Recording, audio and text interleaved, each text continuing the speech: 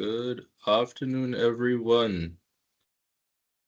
Can everyone hear me loud and clear? If you can hear me, and if you're able to, please give a thumbs up or put in the chat that you can hear me. Okay, great, loud and clear. Thank you for that feedback.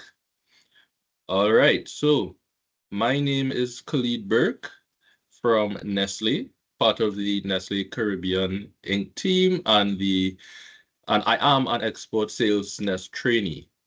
All right, so welcome today to our webinar, inviting all youth from Guyana and the region for a session to ignite your culinary passion, where today we will learn from industry experts and also how to launch your own food business. All right, so I hope that you're all ready and excited for a fantastic session today.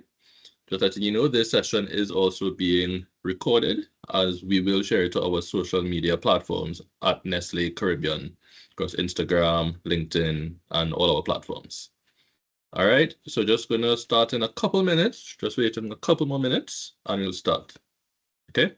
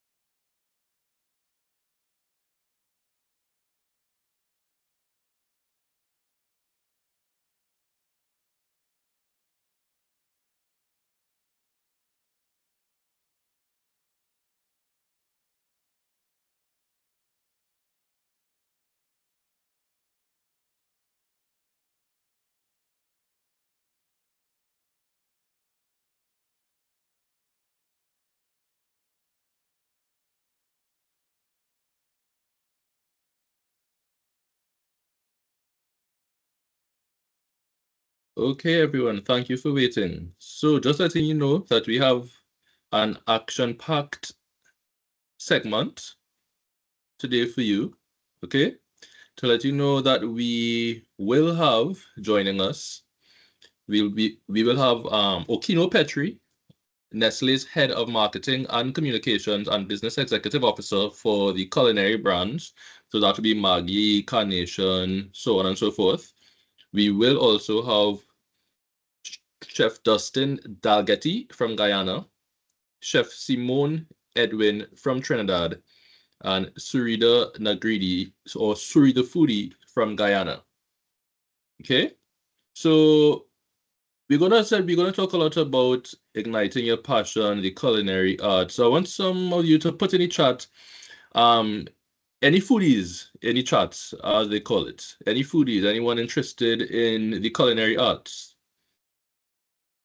Put your thoughts in the chat. Let's see who some of our foodies here today.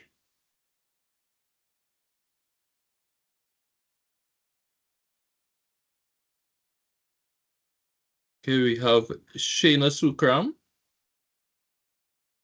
She said that she is a foodie. We have Elise Woodier.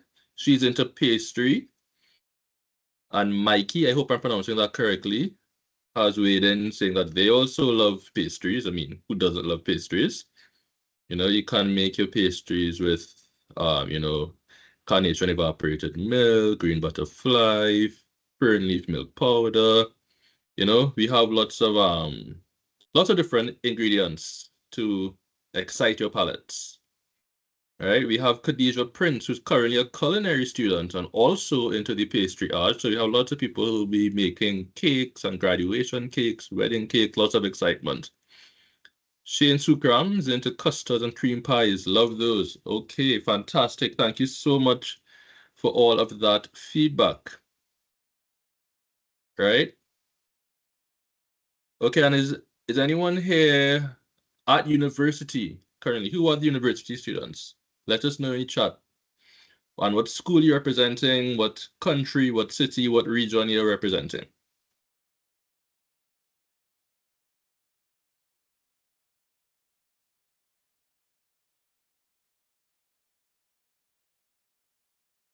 Okay, we have Khadija Prince from the Tobago Hospitality and Tourism Institute. Okay, so Simmone from Trinidad, when she joins the call, she will, I'm sure she'll have lots of answers for any questions that Khadija will have. Here we have Elise Marie Woodier, who's a student at UWI St. Augustine. So we have Trinidad in the house. We have a dietetic intern, Shaina Sukram, who's also at UWI St. Augustine. So UWI St. Augustine is, and the Trinidad attendees are on top. Okay, that's good. Do you have anyone from any other islands in here? Any other Caribbean islands? Anyone in the Anglo-Dutch Caribbean or another tertiary education institution in the region? Nasira Baksh is also from UWI St. Augustine.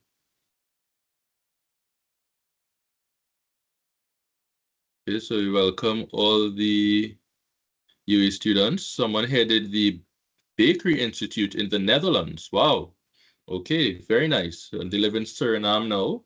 Okay, so you have the Dutch-speaking Caribbean in here, which, I mean, as you know, we are part of the Anglo-Dutch Caribbean here at Nestle.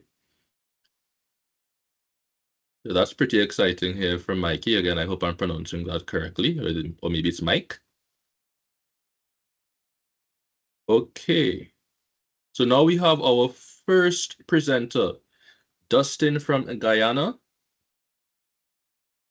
Okay, so I'm just going to let him in and we're going to start our session here.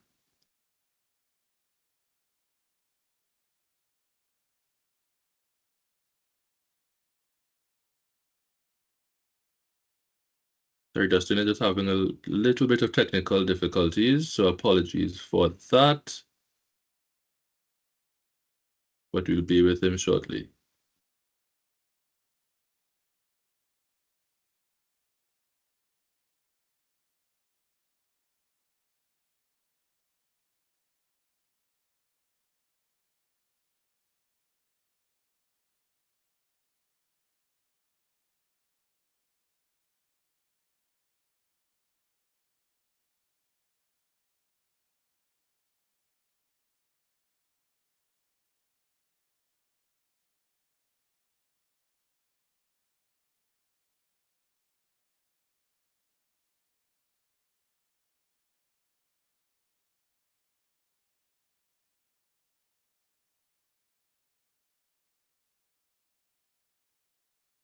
Okay, Chef Justin, can you hear me?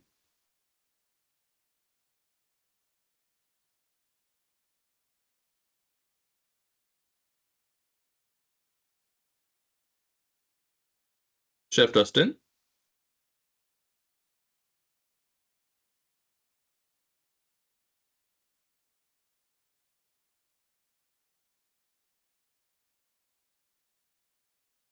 Chef Justin, are you able to hear me?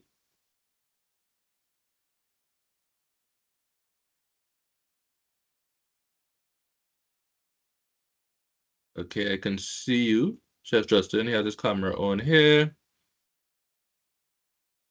Give me a thumbs up if you're able to hear me. Okay, I can see that.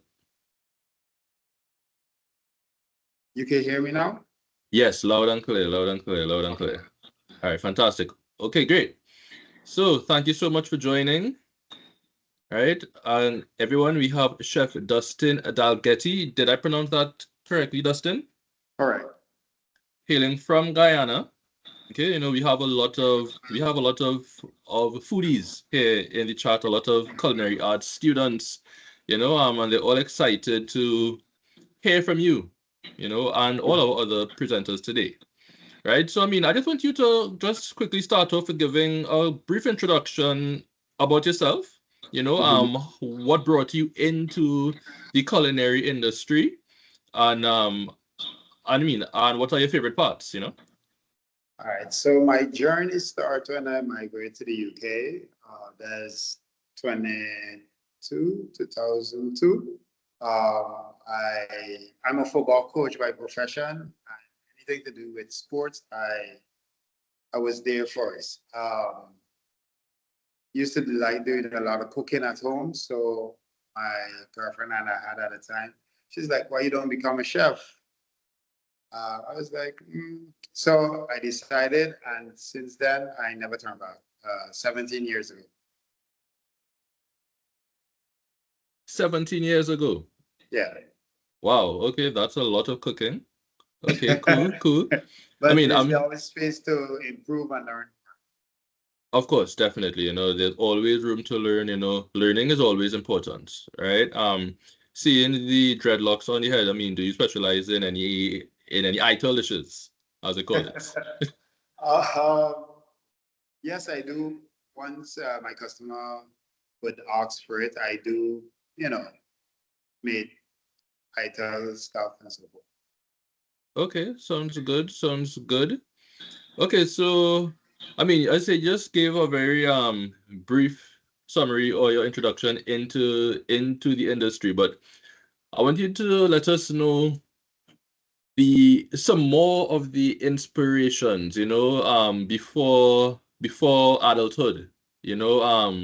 As a child, maybe you saw someone inspirational to you, Yeah. maybe something on TV that So really. not TV so much, but my grandmother. Mhm. My family loves to cook, but no one is on that professional field like I am. So grew up seeing my grandmother always in the kitchen every day, especially Sundays. She would bake bread, bake pastries, make our local famous pepper pot and bread and so forth. So seeing her in the kitchen inspired me. You could say a bit, not to go to the profession, right? Mm. But during my secondary school, before I left to go to the UK, they sent us some work experience at this food establishment, and I didn't like it, period.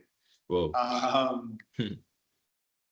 but in the first 2 weeks, I tend to like it because I start baking and learning new stuff that I never saw my grandmother made. So it was something new to me. So I stayed on for the entire summer Nice. program. I learned new stuff. They even asked me if I want to stay on and work full time. I was like, no, I have to go back to school. Of course. Of course. Right. So, but the experience started when, in my teens, around 15, 14, 15, and it was Mhm. really good. Okay, good, good. I see that you mentioned the pepper pot. That's one of my favorite dishes from Guyana. I have, Yeah. so everyone when you're in Guyana, maybe you can check out Chef Justin for the Guyanese famous pepper pot. Okay. So also, Justin, what would you say is the creative process behind the culinary creations or your culinary creations and its importance of balancing flavors, textures, and of course the presentation? Um, Balancing flavors. So for instance, from my take, I like to infuse our local cuisines, right, ingredients to create this international flavor because again, we do not use our local ingredients on an international scale. So now that I'm setting up my own restaurant within the next 3 months' time, I'm looking to use a lot of our local ingredients, our local fishes as well, to create this international scale and presentation of it because we're accustomed to like curries and stews, a lot of greens, fry up and so forth, instead of creating like gourmet foods with our stuff. So that's something that I am looking to do and to, perfect down the line within as I open my restaurant. Okay, nice, nice. Very good, very good. What kind of timeline are you hoping at to get that restaurant open? I mean, we have some very hungry people, here who want to So I'm looking at February to open. I 2025? expect, pardon? In 2025?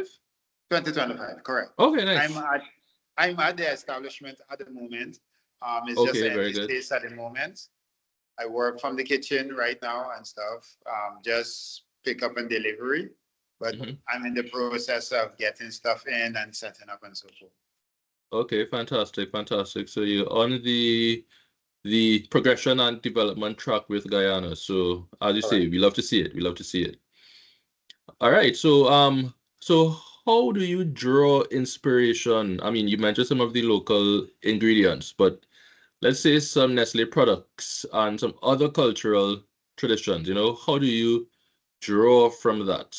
You know, and you could also let us know what's your favorite Nestle product to cook with. Put me on the spot. I'm gonna be honest. I'll be honest. Um, I have not used Don't be too honest any. now. Pardon? I saying so don't be too honest. um, I have to be because I don't want to. I haven't used a lot of Nestle products in the sense of cooking, but using it at my home for my daughter where she likes certain things, right? Mhm. Like I would use like Milo to make cake and stuff for her and stuff because she liked Milo to those make things. That's cake. Okay, nice. like you could infuse because being a chef, you have to learn to use our creativity Of and course. our mind to be creative, especially living in the Caribbean, Hmm. Guyana, where the cultures are mixed, and you have to learn to use these ingredients and to create stuff, especially having kids to make things fun for them as well. Definitely, definitely. So a Milo infused cake, it's definitely something I'm going to try to make myself. I never thought of And you could that. even Maybe. add it to cheesecake. It gives a really nice flavor. Oh wow. Okay. Milo cheesecake, guys. I hope everyone is taking notes. All right.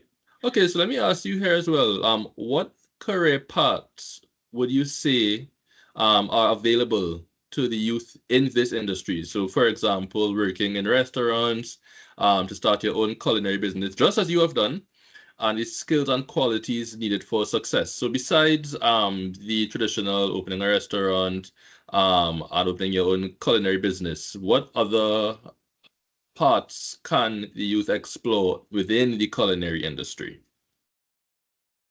Like getting experience in like the hotel part where there's a restaurant, you can take up experience there. Because right now Van is going on a level where it is a lot of hotels and restaurants are coming in again as like franchise. right? So working within, these establishments, you can get some really good experience because, you will be on the training under like a franchise. So like, for instance, Marriott is here already, Okay, right? nice. You're gonna have certain training, they will train you, possibility, you will get to go abroad to get some training, another Marriott hotel, like a friend that I know, Okay. and you get to gain a lot of experience within that as well. Okay, very nice, very nice. So guys, as Dustin pointed out, very important. As you mentioned in the start, the training always important. So we Yeah, have hotel training programs, always, yeah, so you can definitely check out some of these multinational hotels, the correct. Marriott that Dustin mentioned it, the Sandals that come out And of Jamaica, they're always looking for young people to be yeah, and the anyone future. is looking, they can come to me as well. Okay, sounds good. Sounds good. Guys, again, I hope you're taking notes. All right, and then I just have one final question here for you, Dustin, and then we'll take a couple of questions from the attendees or from the audience, okay? What practical tips can you share for the youth interested in pursuing a culinary career? So, there's the mentorship, there's gaining practical experience, just saying to get your hands greasy, I guess it's food, you know, um, you know, or internships, apprenticeships, anything like that to build your portfolio. What practical tips can you share on how to stay updated with the industry trends? Well, for me, get as much experience as you can after finishing culinary school. Even if you have to start out, you volunteer. You know, you can get a volunteer. You get into a kitchen. Once you get into a kitchen, that's all you want because you're gonna learn. Because what you learn at culinary school and you get into the kitchen is something different as well. You know, and to gaining that experience as say a now beginner or a new cook, you need as much experience you can get and to build your portfolio. That's one. Um, and follow as much chef as possible on social media, Instagram, TikTok, Facebook. Follow as much so you can learn from them as well. Because me myself, despite I'm in the industry for 17 years, I still follow a lot of chefs that I would learn something from on a daily basis. Hmm. So being in the kitchen is one thing, and then also when you're on your off days, practice a lot at home with new stuff, new ingredients, new method, everything. So just how you would watch these guys bring stuff on the internet, you can practice as well. Watch them, go buy your ingredients. Sometimes you might have to substitute because you might not find the same ingredients that they may use. So you might have to substitute. And this is how you perfect your skills as well. Of course, of Yeah. course. Okay, very good advice. Thank you so much for that, Dustin. As I said, we're going to take just a couple of questions from the chat, guys. Remember. You can put your questions in the chat for Dustin, but Dustin, while they put in the questions, just feel free to share your social media handles for those to follow you, who want to, as you say, learn from you. Yeah, So definitely. you can put it into the chat and you can also call it out so people can So hear it. my Instagram page is the chef Dustin. You, yeah, Instagram is the chef Dustin. That's the chef LE_chef Dustin. That's Facebook and Instagram. Those are the two I use mostly. Okay, good stuff. Well, thank you so much for that. I hope everyone heard. I hope everyone is able to give Chef Dustin a follow and to follow him on his culinary journey. So just checking to see if there are any questions here. Anyone put it into the question and answer segment or put it into the chat. Dustin has just also put his handle into the chat. Okay, so we have a question here from Shareem Wilson. Shareem says, you said that the kitchen is different from culinary school. How so? Are you speaking more about external factors, such as the pressures of the kitchen, pace, application, etc.? Honestly, you're laughing, so. So So when you're in a culinary school, you have time on your hand where you take your time and you follow your recipe, your method, you take your time and make maybe a cake, your sauces and so. When you're in the kitchen in a restaurant or hotel, customers are sitting waiting on you. So your experience is way different. You have to be fast on your feet, brains, because a meal have to be out of the kitchen within 20 minutes, right? So it is different because you're in the world of works basically from not training and having much time on your hand, because when you train you have a lot of time where you take your time. If you mess up, you go get. When you're in the kitchen, you can't really look to mess up an order because time is one, cost is one, right? And for the owners, they don't want to Time see is that. money. Yeah, time is money, definitely. Okay, good, good. Thank you so much for that. Shareem, I hope that answered your question. And Shareem, you could just also let us know, where you joining us from? Okay, Shareem is typing.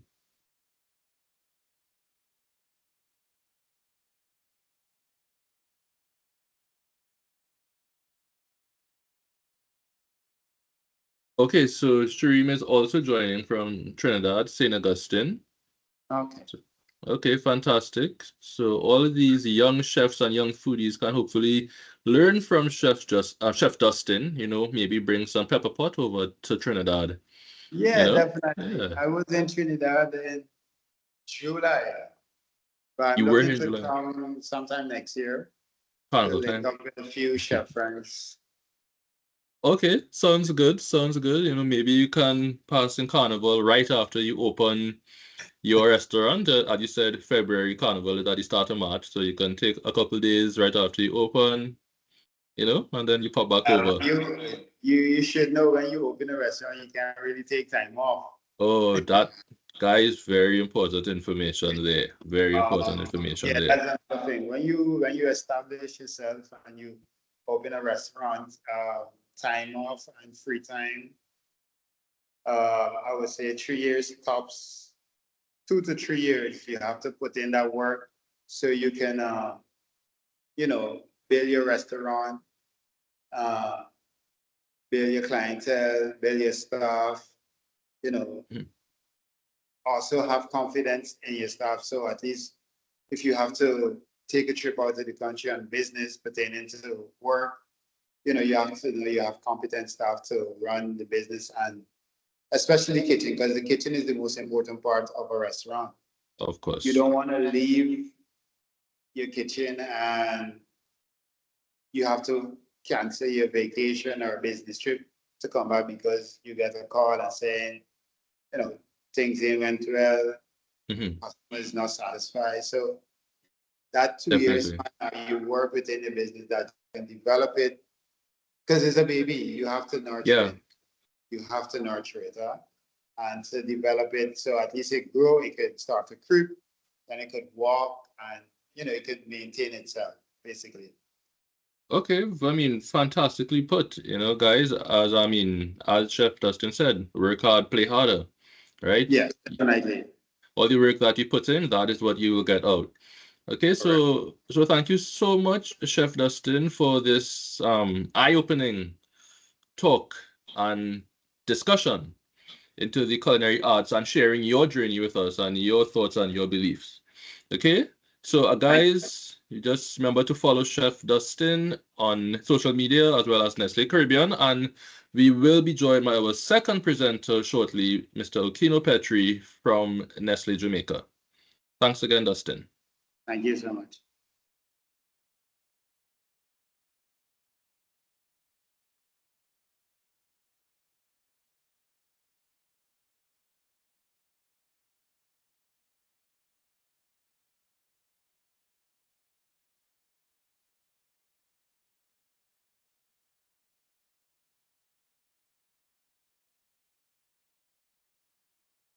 All right, guys, we're just waiting a couple minutes for Okino Petri to join us.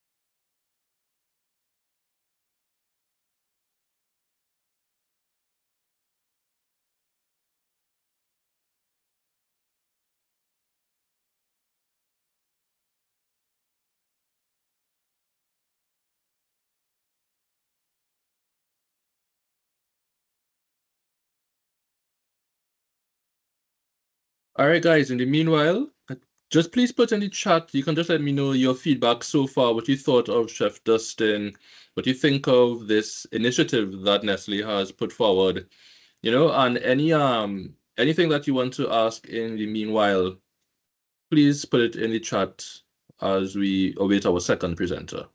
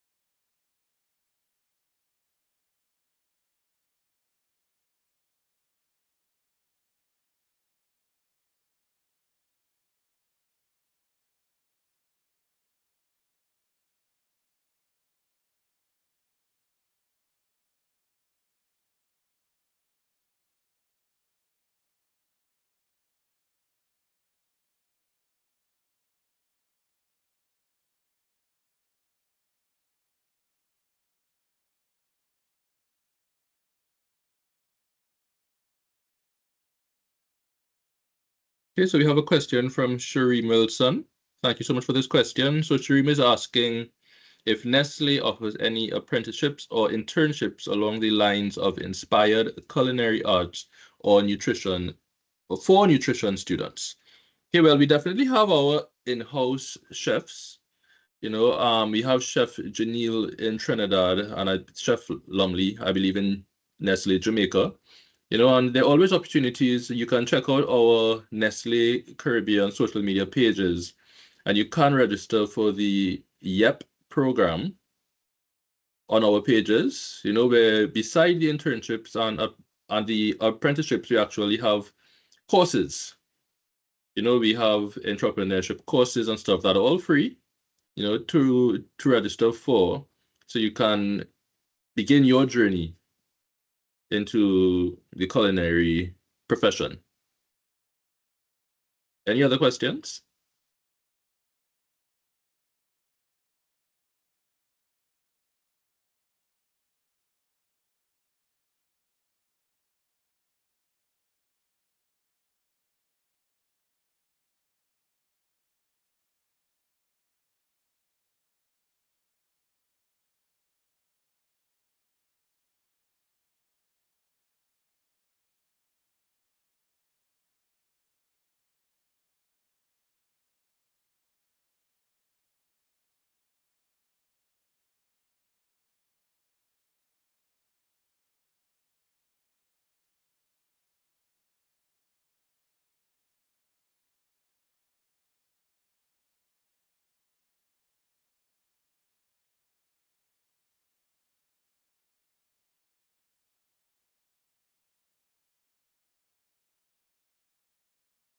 Okay, we have a question from Camila.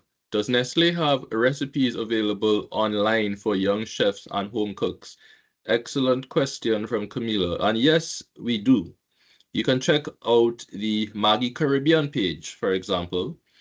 There are always recipes, which include, of course, all of our products. You know, we have our Maggie Season Up, we have our Maggie Super Top, we have our Maggie 2-minute noodles, you know, and they're all different sorts of recipes on these pages for you to benefit from. Okay, so now we have our second presenter joining us. We have Mr. Okino Petri. Okino, can you hear me? Hey Khalid, of course I can hear you. How are you? I see you have Good, on good. your 2-minute noodle shirt. How are you? I'm good.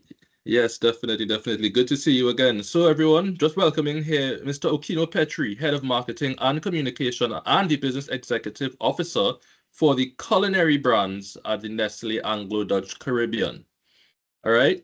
So, let me just get this spotlight onto Okino. Okay, great. So, Perfect. Okino, you have the floor. So, I mean, first of all, you have such a long title, you know, and being this young as you appear to be, can you please tell us about yourself and your journey, how you got to such uh to your leadership position within Nestle? For sure. So a good question, Khalid. So I started in Nestle about 10 years ago, and I started as an intern actually. I had a 6 months internship, and I started out in marketing. So I started day one doing marketing, and I did that in Jamaica for 6 months. And I worked with, of course, Maggie and Milo, and to some extent Nescafe. During that 6 months, I would have been shown how to do digital, like consumer strategies and so on. And thereafter, I came back to Nestle after my 6 months internship ended as what we called a category sales development specialist. And that's a role where you basically do trade marketing. And trade marketing is really just that bridge between sales and marketing. You're not so focused on consumer marketing, but more shopper marketing to get people in supermarkets to buy your product, to ensure you have the right visibility, to Mhm, ensure your products are placed where you want them. Thereafter, I did consumer marketing, which is mhm, now more consumer based. You're targeting the persons who are actually consuming the products. And I did that for Milo and also for coffee. And we had Coffee Mate and also Nesfruity.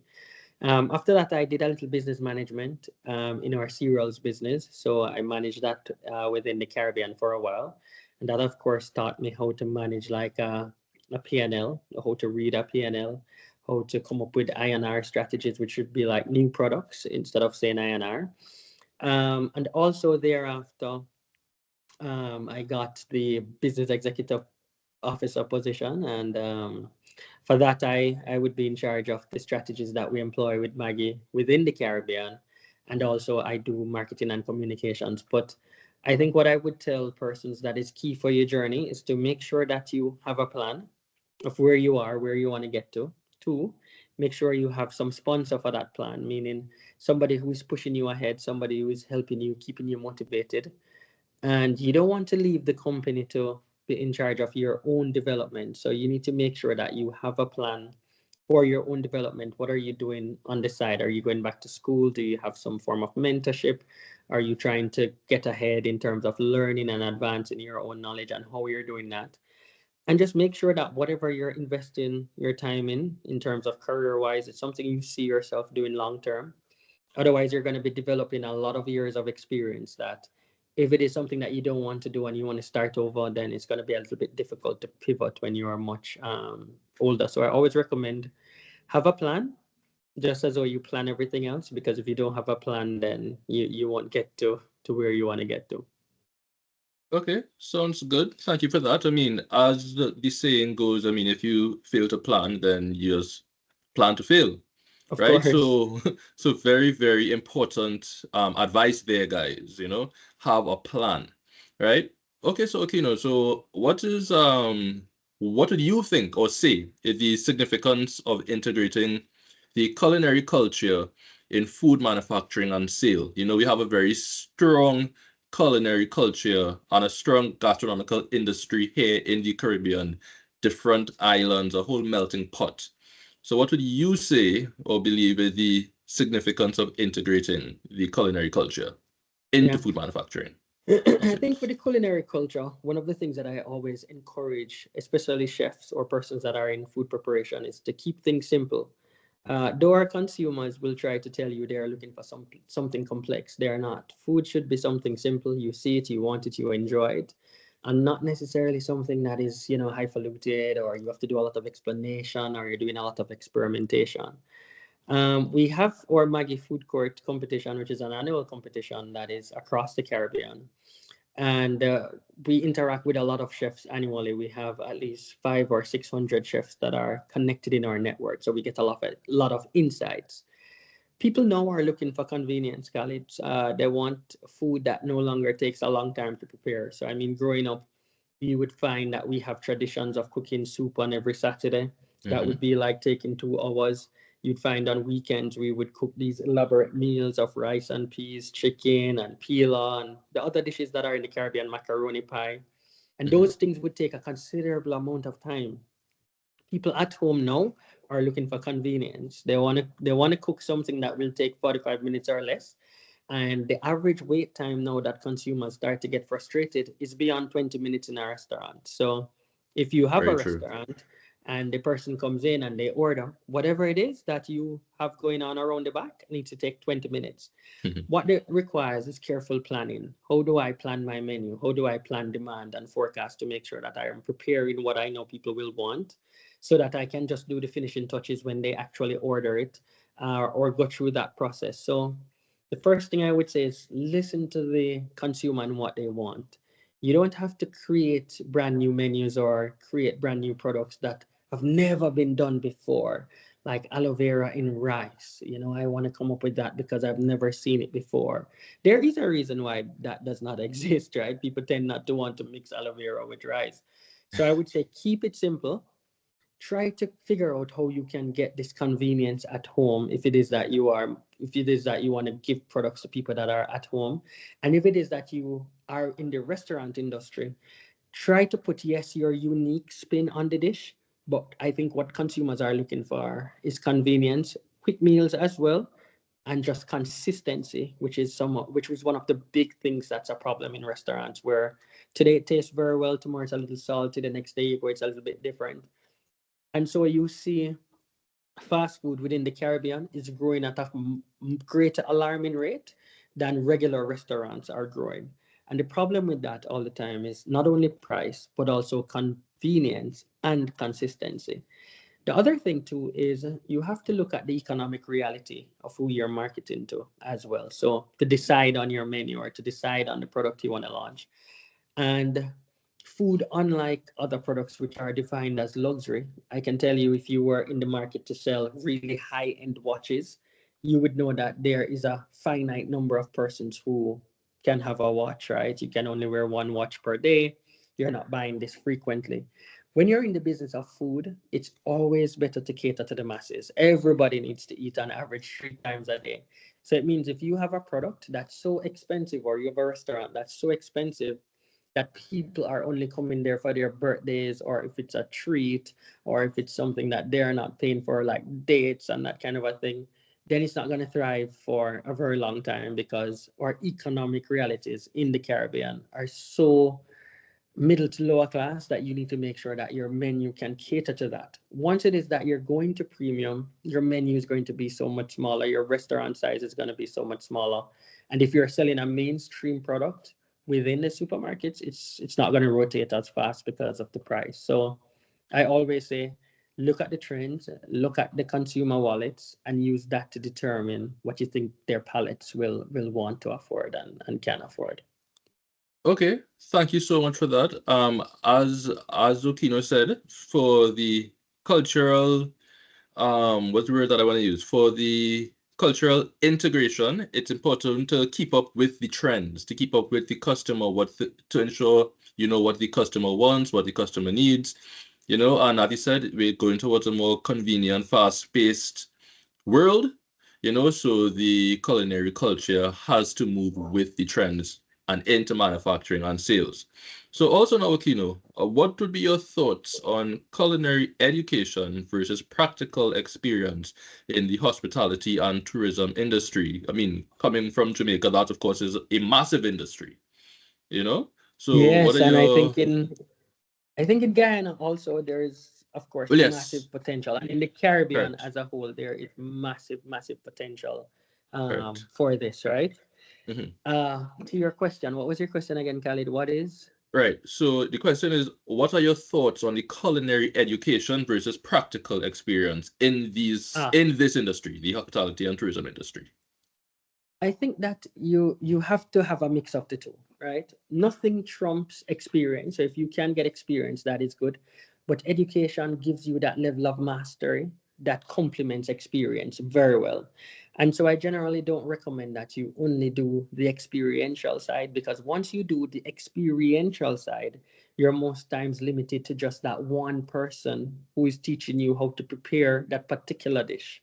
And one of the things that I see, even in my competition, is the chefs are able to prepare exactly what they're used to preparing every day on their menus, right? And so when you bring them in a kitchen and give them random things to prepare, they are confused because they are so trained to prepare the same thing every day that they do not know now how to pull different ingredients from different places together. Now, when you go to culinary school, it actually gives you the knowledge that you need in terms of this flavor goes well with this flavor. If you're cooking this, you need to soak it overnight in milk to get it a little bit more, the texture a little bit better. You can experiment with this versus this. So that gives you already a base in terms of what's right from what's wrong, what you're capable of doing from what you're not capable of doing. And sometimes when you get thrown into just the experiential part of it, you're limited again to just that particular environment who is teaching you particular dishes. Most times when you are an apprentice in a restaurant, they are focused on teaching you how to make the particular dishes that are on the menu and not necessarily teaching you overall um, gastronomy. So I think it's better always to get the experience if you can get it, but you definitely have to go to school at some point, either at the start, during, or at the end. You must try to prioritize this. Another thing too is when you go to school, you get the exploration of so many other things. So you could be a good chef, but you're not able to do a menu, you're not able to plan a menu, you're not able to cost a menu. And those kind of skills are very important now. Costing is a very big thing that a chef needs to know how to do so that he or she knows how to price. And even if you're building a product to sell to consumers, you have to be able to have how you're going to cost it. So going to school explores different aspects as well of your career, and not just cooking or not just meal prepping, but rather the business element of food, which is really a huge trend now. A lot of people are eating out. So that's why I would say you definitely need to go to school, but at the same time, you definitely need the experience. And if I was to pick between the two, naturally you will want to pick the experience, but you've got to understand the limitations of that and know that you still will have some gaps that only school can correct. Okay, thank you so much for that. And that would also be a nod to your professional careers and experience, guys, right? So very important. You get well-rounded. You know, you get the full pie, if you may, while we're talking about food, right? Mm-hmm. So we're going to also now just ask Aquino, what advice will you give to the youth on learning media to promote culinary skills? Well, one of the things is it's very important to understand social media, right? And how it can be used. So TikTok, for example, the way you use TikTok is different from the way you will use Facebook or Instagram. But the first thing that you need to master is what I would call personal branding, and that is to define who you are. I'm going to follow your page. I need to know a little bit about you, what you're capable of, what your background is, and you've got to present yourself in the particular way all the time so that people can know that, okay, this is what college stands for, is this is the kind of food he's going to prepare, this is the way in which he prepares food, and that kind of a thing. So before you even get started on social media, you need to know, look at your personal branding. With personal branding, let's imagine that you want to be known for a chef. It means that when I come on your page, I have this expectation of you teaching me how to cook, or you are interacting with food. And so now you need to manage how much of your personal life you are showcasing there, if it is that you know are going to use that in a professional way. And I think that's a lot of the mistakes we get with persons that want to be influencers, where they build their content around themselves. And so when they start to market a product, the audience they have runs away and do not engage with the product that they're building with, because they were only there because you built it around yourself. When you authentically now start building your brand around food, then when you actually want to be an influencer on food, it's already authentic enough to your audience that they were already there for that. So they will stay for that, and you will continue to build a community with that. Another thing to be mindful of with social media, and if you're going into influencing, is you've got to make sure that you know overnight you're not going to get 50,000 or 100,000 followers. It's something that takes consistency. It's something that takes time, and it's something that takes effort. And so you've got to set milestones for yourself, so just that you're not quitting when you are on the verge of what could be considered a breakthrough, right? So sometimes you're posting all of this food content and you're not getting the engagement. Keep going. You're learning from your mistakes, and you're learning to pivot from what you're doing wrong so that you can now do something differently. If it is that you are owning a restaurant or anything of that sort, there's absolutely no reason why you should not be on social media. That is the new media, right? And so it is more of how you want to show up, what you want to do in showing up, and ensuring that you understand the platforms and understand the demographics. So with TikTok, you know it's short video forms, but you know on Facebook there's a different age group there, and so you want to interact a little differently. Same as Instagram, you try to know the features. Also invest in good equipment. So if you're going to come on social media, you can't show up tacky. That's like, imagine you're going out and you're not properly dressed. So once it is you're coming on, you make sure that you invest in the equipment that you need, the lighting, the camera. And even sometimes you might have to ask a friend who is better than it than you to record or that kind of a thing. Over time, it pays for itself. So whether or not you're into just having your little restaurant or not, you need that. And then lastly, be a part of the professional network. So there is also LinkedIn. Don't believe that because you're a chef, you can't be on LinkedIn. On LinkedIn, they are sharing knowledge, chef between chefs. They are also collaborating. There are persons that are reaching out to say, "Hey, Khalid, I see you are a chef in St. Lucia, and I'm from the US, and we want to have a St. Lucian dish on our menu. Would you like to consult on this project?" Primarily because they saw your resume on LinkedIn. So you don't want to be absent from there. It's more of how you show up in the different platforms in the correct way. So one, spend some time understanding the platforms. Two, spend some time understanding and defining what your brand will be and what it will stand for. And then three, be consistent. I'm going to post, I'm going to align it to what my brand should stand for. And I'm going to do this over a long-term period until I start to pivot and improve and see results. All right, sounds good. Fantastic 3 point summary there at the end. Of course, your brand will always tell your story, so make sure that your brand aligns with each social media platform, the professional platform of LinkedIn, the older folks on Facebook, the younger generation on the Instagram, on the TikTok. All right, good stuff, good stuff. So moving quickly along here, what would you say is the top emerging trend or innovation in culinary in the Caribbean? I mean, I would imagine that social media is somewhere in there, but what are your thoughts? Yeah, so the mixing of ingredients, you're seeing like fusions is a very big thing. You're seeing noodles is also a very big thing among young people. You're seeing single spices in creating your own unique flavor. Flavor is also a big thing. So in the past, you would find that a lot of chefs would cheat when they're cooking, meaning they're using all-purpose or they're using different seasoning blends, meaning blends of seasoning that are already blended. To be a chef, you need to show up in a way that is authentic to you. So you're putting the right amount of salt, pepper, onion, garlic powder, whatever your combination of ingredients are. You need that to differentiate if you're going into the restaurant business. So what we're seeing is persons coming up with their unique, authentic blends, but at the same time staying true to the culture. Remember, we talked earlier about aloe vera rice. We don't want that. So you're looking at how you can come up with your unique blends. That's one trend. Another trend, as I mentioned, is convenience.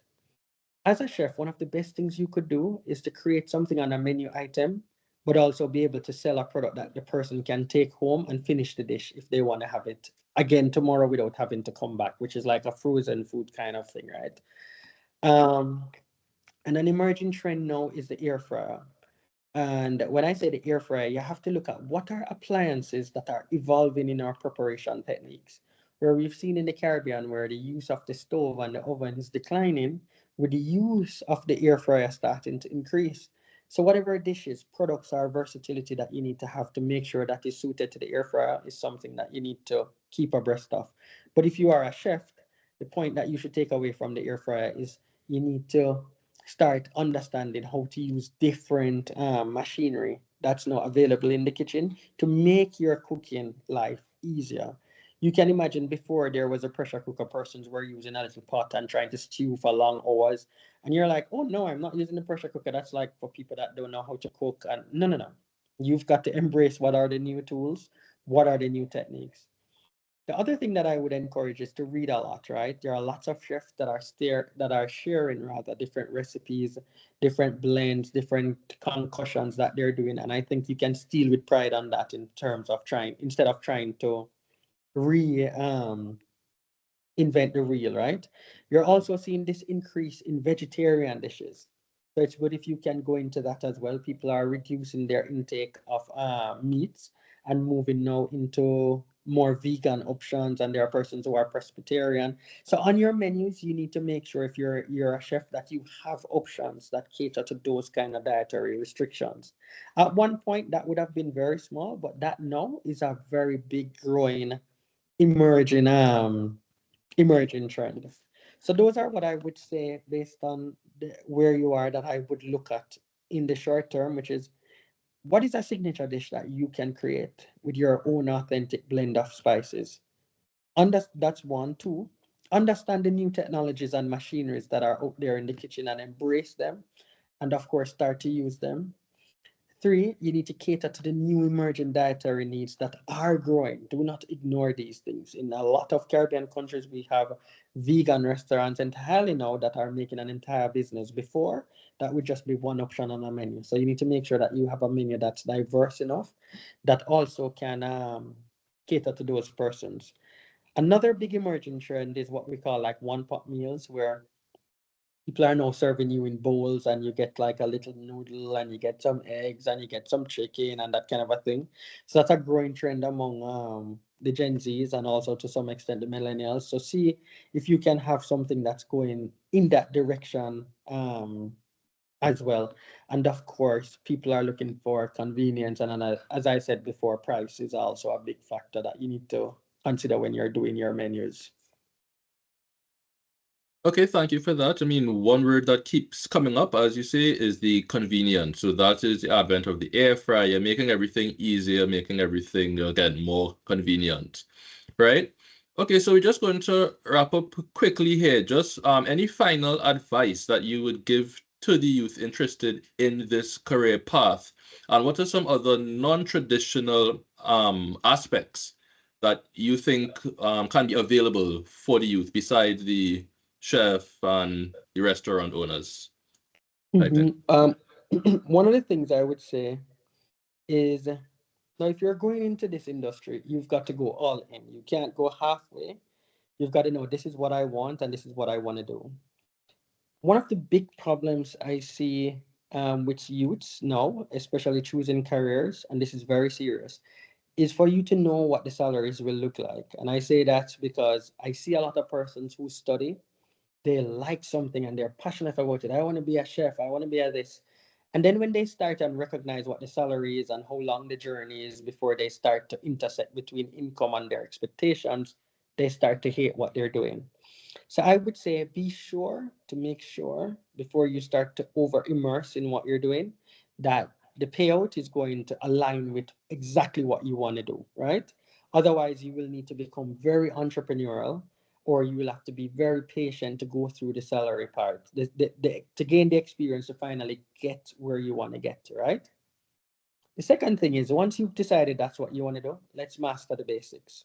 To make sure you have a strong foundation in culinary and that you understand it. And as I mentioned before, going to school is very important. So you want to make sure that you are doing that, right? And that's what, and also even after you've gone to school, you want to make sure that you continue continuous learning. So even if you have a degree or you already have a diploma, you want to look back and try to make sure that once something new comes out, a new technique or a new book or a new research and that kind of a thing, that you are a part of that learning from the start. The next thing is to seek an active mentor. You want to have somebody that you can bounce your ideas off, somebody that's holding you accountable, somebody that's helping to build bridges for you and connecting gaps and that kind of a thing. So I always say if you don't have a mentor, you don't have a journey. You're not in the business of going forward. So seek mentorship. You don't know everything. So there's nothing wrong in asking somebody to be a mentor. Yes, no, maybe. But you need to seek actively having a mentor, right? You also, and this one is a tough one, you need to be prepared to fail. I can tell you, I failed many times in my career, and I have bounced back from those failures. You're going to make dishes that are a disaster, and sometimes some decisions that may not pan out. But it's how you learn from those experiences. It's how you don't give up. It's how you recognize that you need help and get that self-awareness going. So I think you're just starting out and you need to be mindful of your journey. And I find with a lot of young people, you want to start and you want to be the boss tomorrow. You want to start and you want to be the executive chef tomorrow. You want to start and your mistake is like, well, everybody else is making mistakes. So what if I do? I'm not learning anything from it. So you want to remove all of that, right? And get some self-awareness and make sure that even if you're failing, you are learning and you take it in strides. Be also very creative. We talked about this earlier. You need to create your own dish. You need to make sure that you have something that's unique. I see Khalid coming in the kitchen. I can expect a certain level of flavor, or a certain level of spice, or a certain level of creativity in his dish, or how he blends one thing with the other. So, what will you be known for? How are you differentiating, right? You want to develop resilience. Not every day will be a good day. You're going to have some moments where, if you're in catering, you have 3 weeks or 2 weekends where you probably have nothing, but following that, you might have a big amount. So, develop that resilience, learn to budget, and be not disappointed when you're down, right? And of course, see if you can partner with some of your teammates, see if you can get some connections while you're on your journey in school, and you want to make sure again to prioritize quality ingredients always. And I know, Khalid, you had asked what are the other careers. You can also look at being a corporate chef, which we have here at Nestle. We have Janelle O'Brien and we have Brian Lumley, that's from Jamaica. So there's a lot of corporate chef options. Those persons represent our brand. They help us to develop what we have, what we call our new products. So they will tell us, okay, this has too much spice, this has too little. I think you should add some more garlic. So they play with our factory persons who they help to develop new products. And they also come and talk about, what is the journey of being a chef. They also do mentorship and also do teaching. So that's a different career path that you can go into as well. You can look into food nutrition. You could be a nutritionist. You could just be teaching persons how to cook online. There are so many career paths in food that you can think of anything, and you can practically pivot.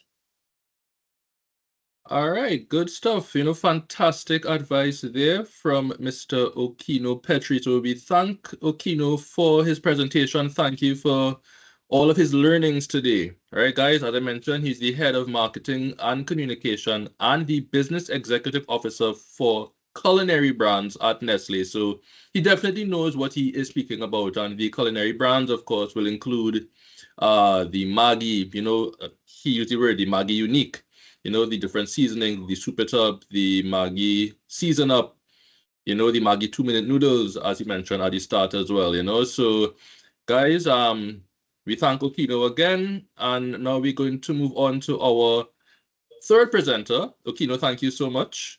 You're welcome, Right? Khalid. Thanks a lot. Yeah, man.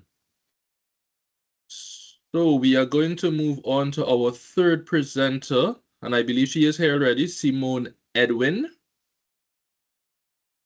Let's see if Simmone is here. But in the meanwhile, can you guys just put in the chat, your feedback, what you thought of Okino's presentation and the information, It was very valuable. And I mean, I'm sure that you learned a lot. So just while you wait for Chef Simmone,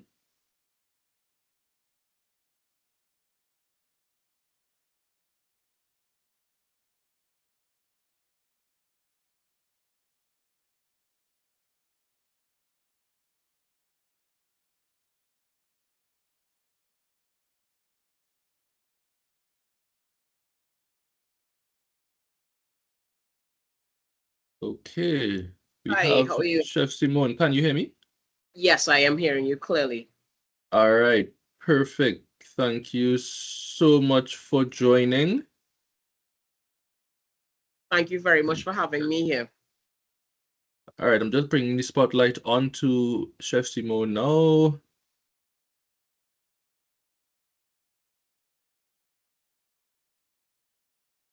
All right. Good. So, Simmone, how are you doing today? Great.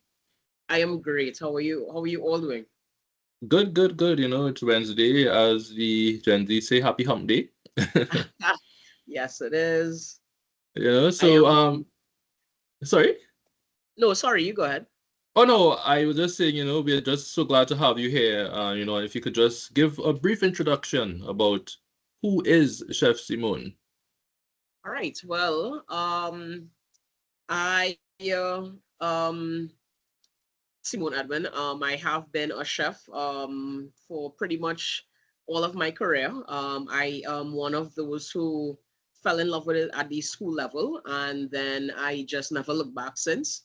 I have been in the industry for just about 16 years, and I would have started off my career.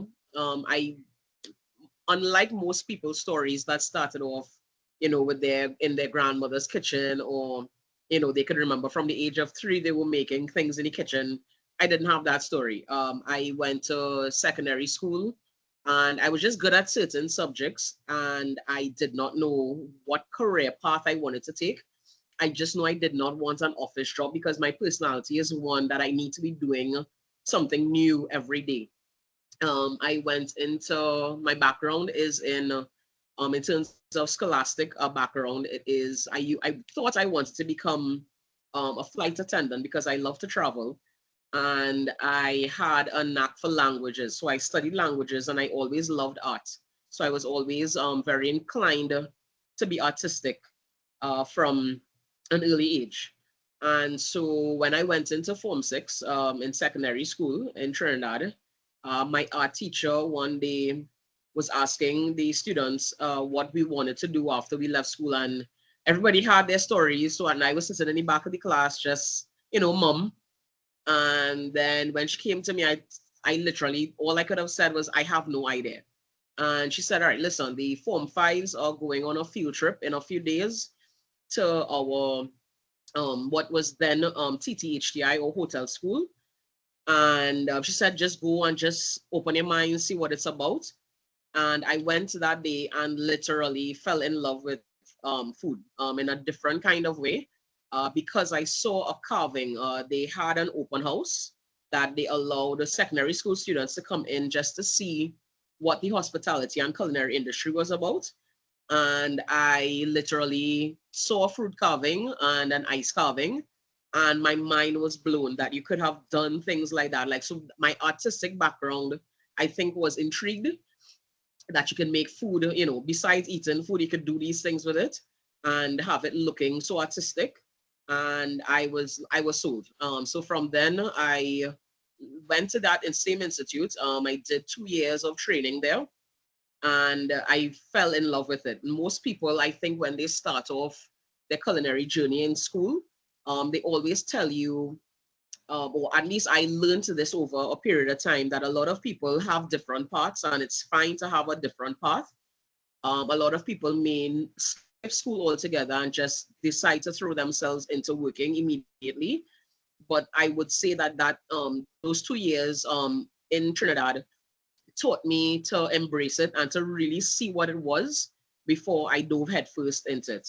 Um, there was a little bit of madness, I think, in me from since then, because it wasn't easy, but I decided to stick with it. And so I went abroad to complete my bachelor's degree. I traveled a little bit. I went to Belgium to do an extended part of the program at Johnstown Wales University. It's a study abroad program, again, just to broaden my spectrum and broaden my horizon. And yeah, since then, I have not turned back. I came back home after studying to work in the industry, where I worked for businesses, private businesses. I actually went back, got an opportunity to teach in the industry as well, the same institute that I would have studied at. And then I got the opportunity to start my own business. So currently, I own my own company called Meraki Catering.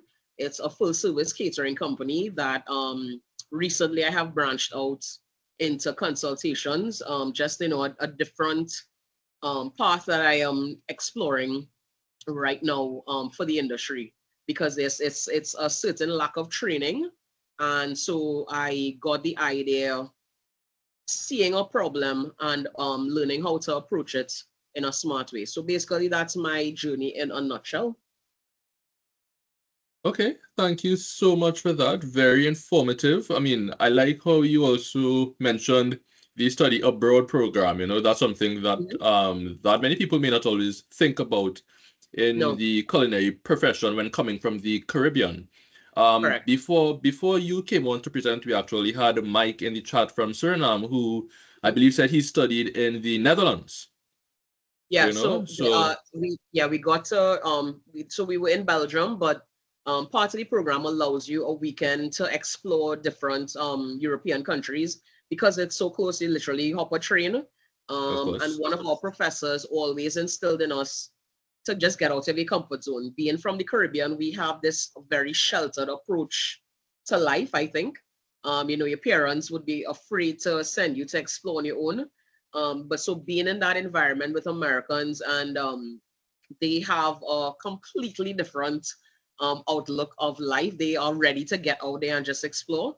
It was nice to be in that environment where they kind of allowed you to put aside that fear of exploration and to really see what the world was like. So we did get a chance to go to the Netherlands as well.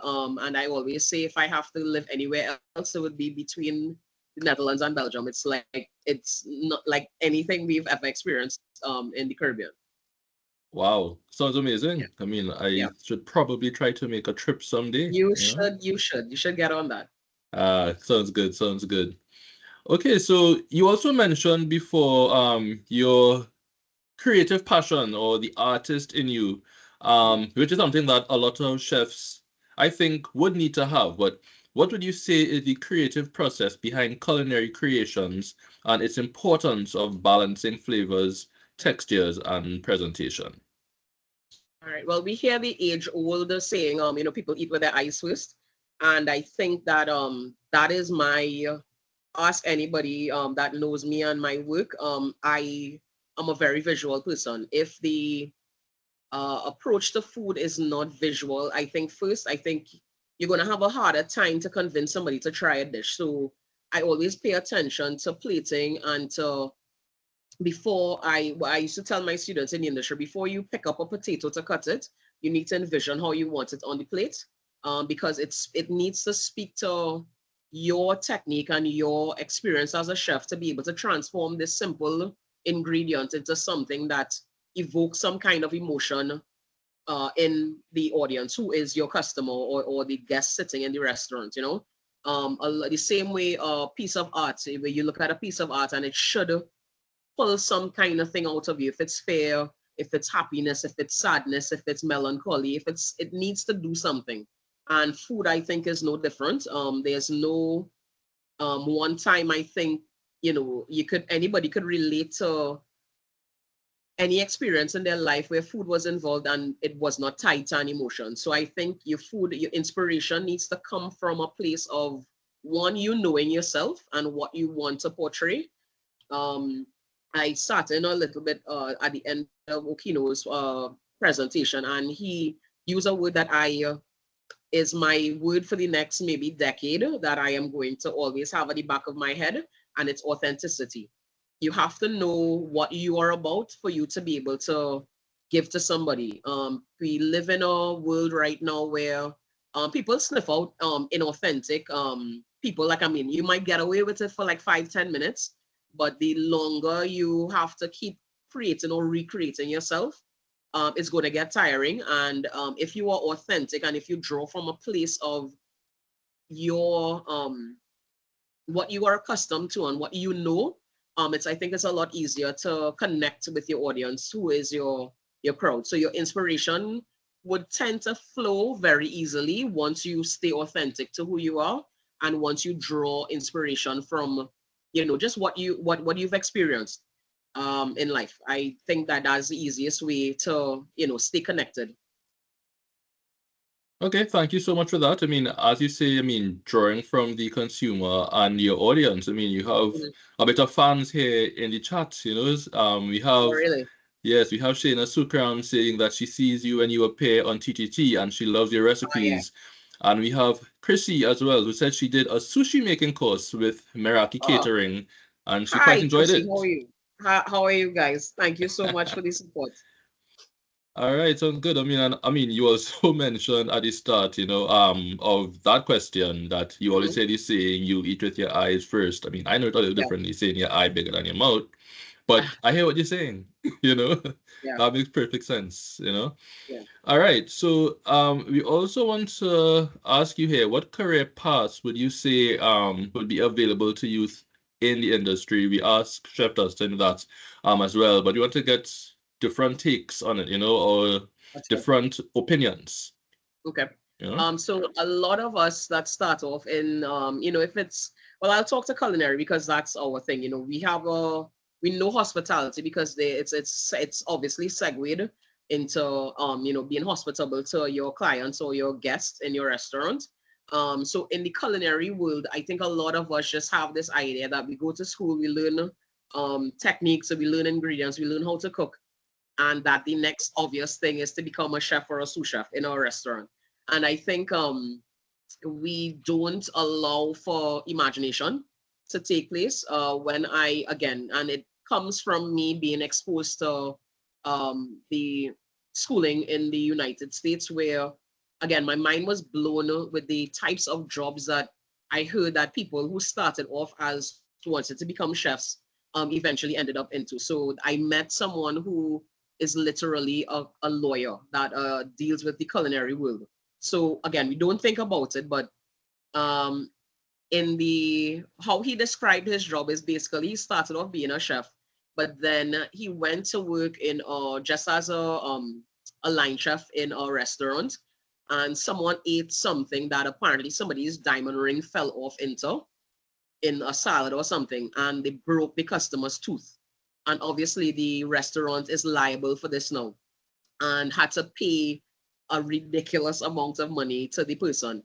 And it got him to think, but there are ways to probably prevent these things from happening. And so there is actually something called hospitality law, where you have lawyers and you have, people that deal with that side of the law and learning. I guess it has a certain level of HR involved in it. That you can become a hospitality lawyer that defends or prosecutes, I guess, restaurants or keep them in line in terms of keeping customers safe and keeping the restaurant safe. There's also something that again it kind of leads into the whole um, artistic background.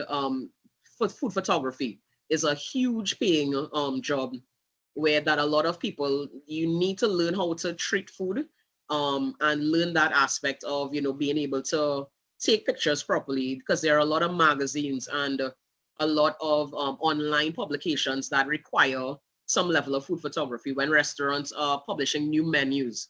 To get that, we live in an Instagram culture and we live in a TikTok culture right now where everything is visual. So learning how to treat food or how to take pictures of food. I mean, we see it all the time. You might go to a restaurant and take a picture of a meal that comes in front of you with your camera, but then you see the exact same thing on the restaurant's website and it looks nothing like it. So, those people are trained to get the food to look, to make you want to come to the restaurant to eat it. So that is another job that I think a lot of people don't realize that they can segue into. Um, there are also jobs like master blenders. Again, money making things that we don't realize are huge money making things. I believe there is in Jamaica for the Appleton brand. I'm not too sure if they changed it, but if they changed Joy the person, I Spence. believe it's still one or two people It's Joy that are Spence. the lady, right? Yeah, with a signature Right. on the So there's bottles. a, yeah. So she took over from someone who imagine being the only person that knows the secret to a product. That it blew my mind when I heard that as well. Yeah, it's kind of crazy to think that you hold the secret to, like, let's say Coke.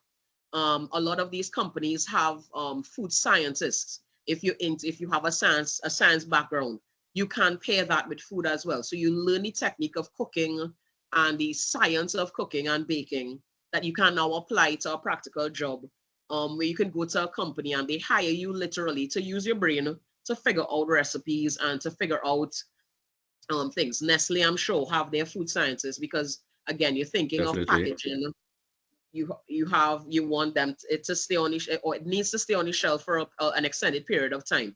How do I get noodles to stay fresh for a year, or to when it's rehydrated, it comes back to if it was prepared in a restaurant, So those kinds of things, I think you need to think outside of the box a little bit, and understand that it's not just go to school, become a chef, and stay being a chef for the rest of your life. It doesn't work that way.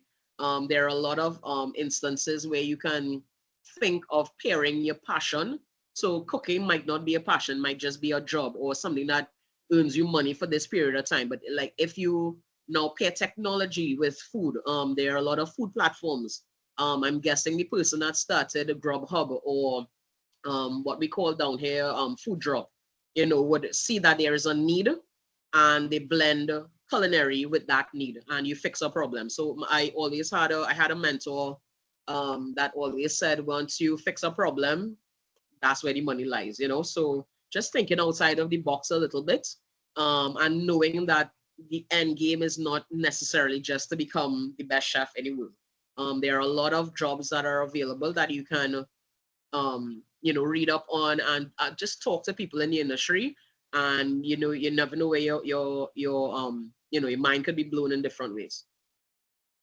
All right, thank you so much for that. We have here in the chat Shayna saying about sensory analysis. She was unaware that it was an occupation until she learned about it in school. I also never heard of that.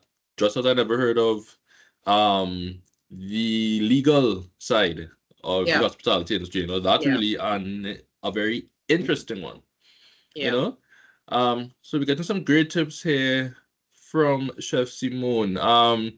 So then we just kind of want to wrap it up here to ask you, what kind of practical tips can you share for the youth interested in pursuing this culinary career? So, I mean, you said you came in at the end of chat, so you may have heard him mention the mentorship aspect, yeah, for sure. and so forth. So, what are the practical tips that you can share for the youth interested Yeah. in pursuing a career Um, in the culinary arts or culinary I industry? definitely want to piggyback off of what he said in terms of mentorship. I love working with youth. Like I still consider myself a youth at heart. But I definitely want to urge young people to not listen to the world when it tells you you could just go out and do what you need to do. You may have an idea, it may be a very strong idea, but you definitely need guidance. I see a lot of young people making a mistake these days, just to start a business just like that and not understanding that not necessarily, it's not to say that you don't need to start a business or you don't want to go into entrepreneurship one day, but learning is key. And sometimes listening to the older heads who you might not want to listen to every day in, day out, there may be gems that they drop on you that you need to be open to and to just accept. In terms of going to school, it may be that instead of just running to open a business, you go and take a course or you go and learn from somebody who has that experience, who has that know it all, that they may cut down some time in terms of you figuring out that maybe I shouldn't have taken this step instead of, just going to this second step.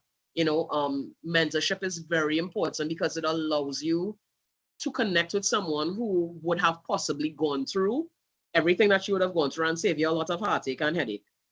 So leaving your mind open to learning never stops.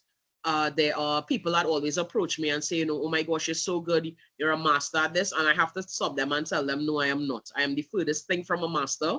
I have just been disciplined enough to put enough time into what I do to get as good as I am. But there's always somebody better than me. And having that knowledge and having that accepted that fact, it saves you a lot of heartache at the end of the day. But it is not meant to discourage you from learning or discourage you from, you know, all the personal gains that you would have gained over time. Definitely pat yourself on the back when you need to, but always remember that's not your, the job is never done. It's never over. You always keep learning. You always keep reinventing yourself and just getting to the point of, you know, where you want to be, but always remembering that there's always something to be learned. Something I just said, discipline is something that I always urge people to have. For instance, also I heard Okino say something where, let's say you do start up your own business where you have the, you know, you have the funds, let's say you have some backing, you have the knowledge to start up a business. There are times when there will be a few months where you can't stop taking calls and stop taking jobs. But there are times when your phone is going to be so silent, you're going to be checking to see if it's charged or if the battery is working, you know. There are times when you don't make money. I'm going to put it as frank as I can. There are scary months where you literally don't have a single job coming in, but you have to have the faith, stick to your guns, but you also have to have that discipline. Not when you get, like, let's say a large lump sum of money. Let's say you've had a crazy carnival season is coming up. So for the catering business in Trinidad right now, Christmas and leading into carnival is the best time because you have that influx of jobs coming in. I want to urge you all, when you are getting that lump sum of money, be disciplined to not just start to spend. You have to be able to pay your bills, do what you need to do, and start to put things aside, because when after carnival there is a drought, there is always that time of the year where you know, you'll get things for Easter. So right after carnival, it might have a little slow period.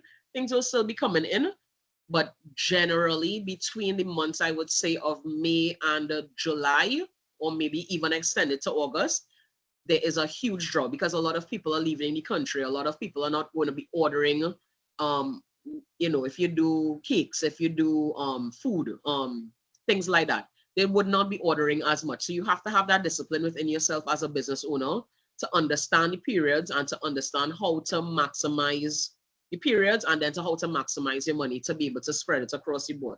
So being disciplined in that area, you know, that might be a time where you plan to, you yourself go and get do a little training, or if it's a month long, you link up with a chef in a foreign country to maybe go and do a training session. So some little things like that, you could always just be aware, just stay hyper focused on that. But having discipline as a chef is, I think, one of the most practical things I could tell you all you need to definitely have.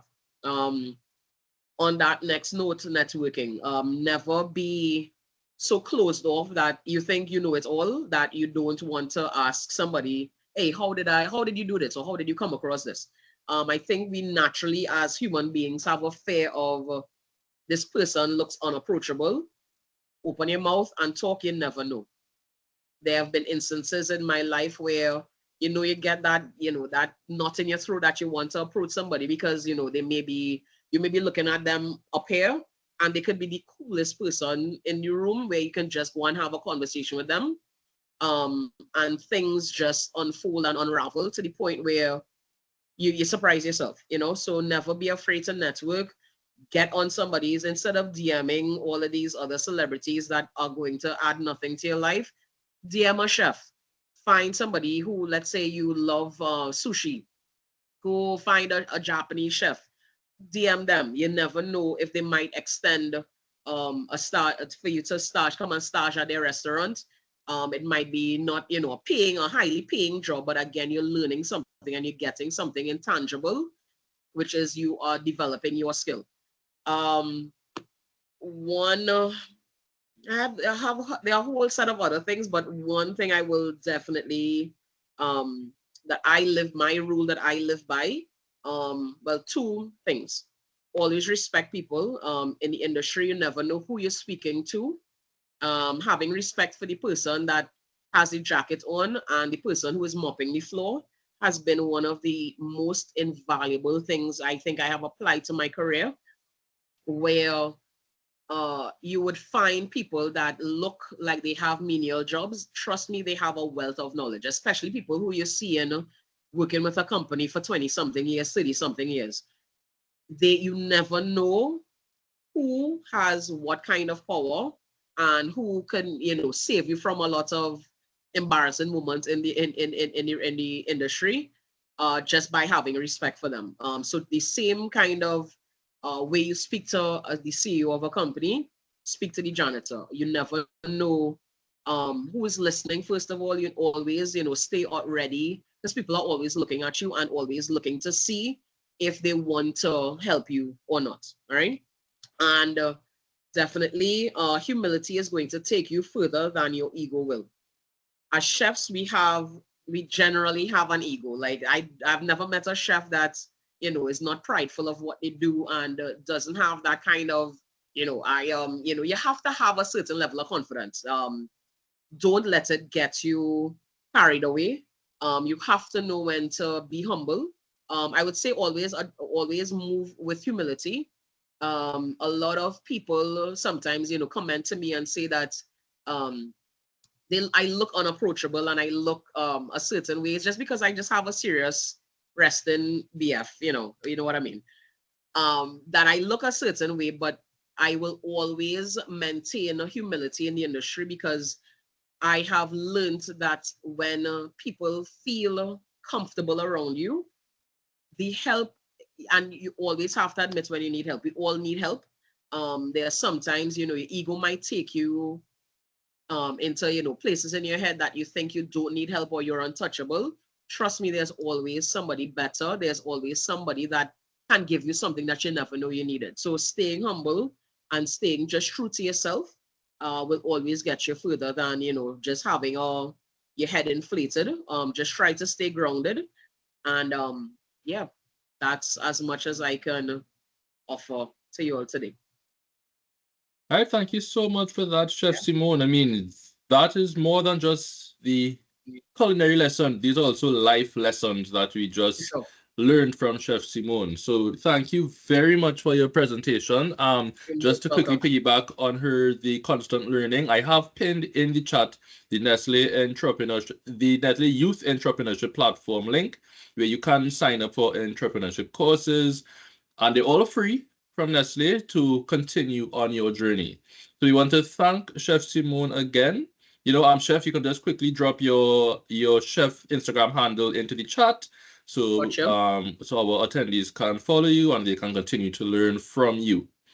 All All right. right, cool. Will do. All right, thanks All everybody right. for your attention. Thank you All so right. much, Thank you Khalid. again, Chef All Simmone. right, have Take a good care. one. Bye Yep. bye. Bye.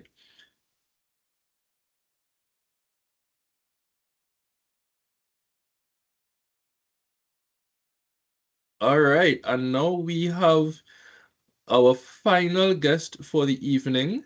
She's from Guyana. We have Surida, or Surida Foodie, right? So she's going to join momentarily. Just getting her in here.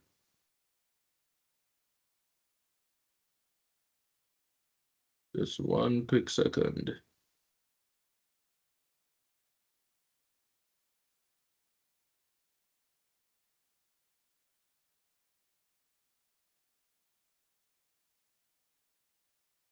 All right, Surida, can you hear me?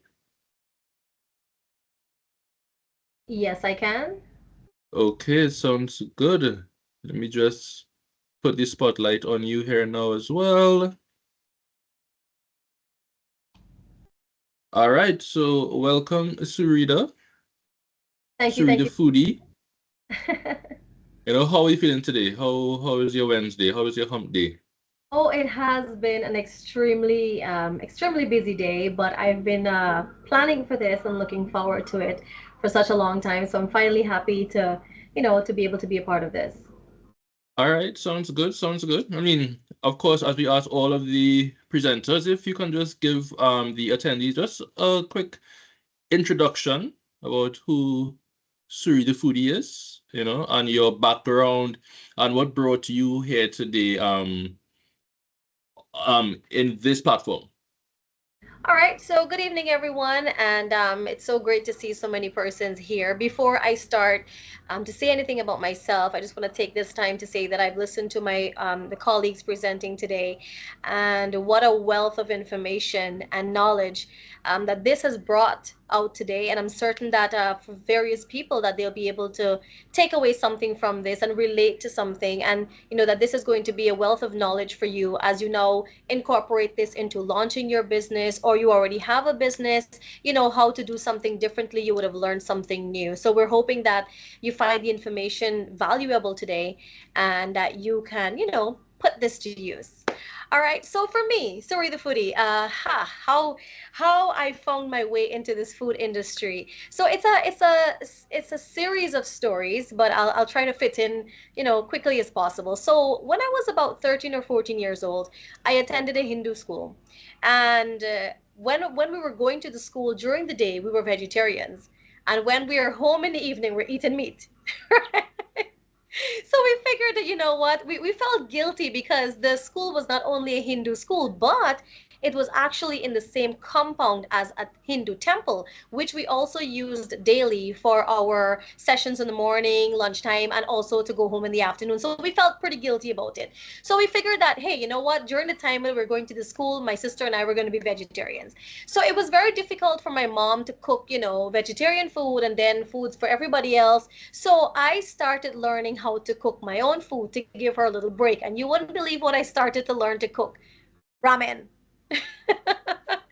So after I started eating the Oriental flavor ramen, I figured that, what, I'm getting bored of this flavor. I'm getting bored of this flavor now. I want to try something different. So at the tender age of about 13, 14, I started experimenting with spices. Like, okay, I'm going to add some MSG. I'm going to add some black pepper. I'm going to add some chive.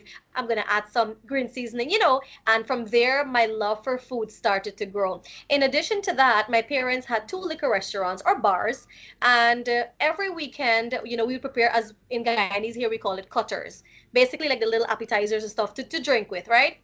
And there would be hundreds of pounds of fish and chicken and meat and stuff. So my father is actually like the cook in our family. He's the one who does all of the meat preparation and everything. And because my siblings and I were a part of this meat preparation process and cleaning of the meat and seasoning and cutting up all the seasoning and grating and grinding, from since then, everybody, our entire family knows my dad is a chef. And I think like my appreciation of this type of thing for such a young age started to grow from then. When I sit down and I think about it, it started from since then. And I know, growing up and traveling, you see food and you realize that food is what brings the entire world together. We may all be cooking with the same spices, but it's so different in all of our cultures. The way something is seared, the way something is baked, the way something is cooked, and it amazes me. So that is where my story started. I didn't plan to have a career in food, to be a chef. I'm just a regular home cook, but it's my love for the spices and the foods and the gardening and eating fresh and organic that has sort of led me to this industry. So with all of the content I've had, with the amount of travels I've done, and I kind of have a thing, every time I cook something, I kind of want to do like a whole plating presentation. I take out my phone, I do a little video, and I figured like I needed a space to actually post all of this content because it was building up in my phones. I was running out of space, and okay, now I need to get rid of it. I do not want to delete it. This is years and years of work here.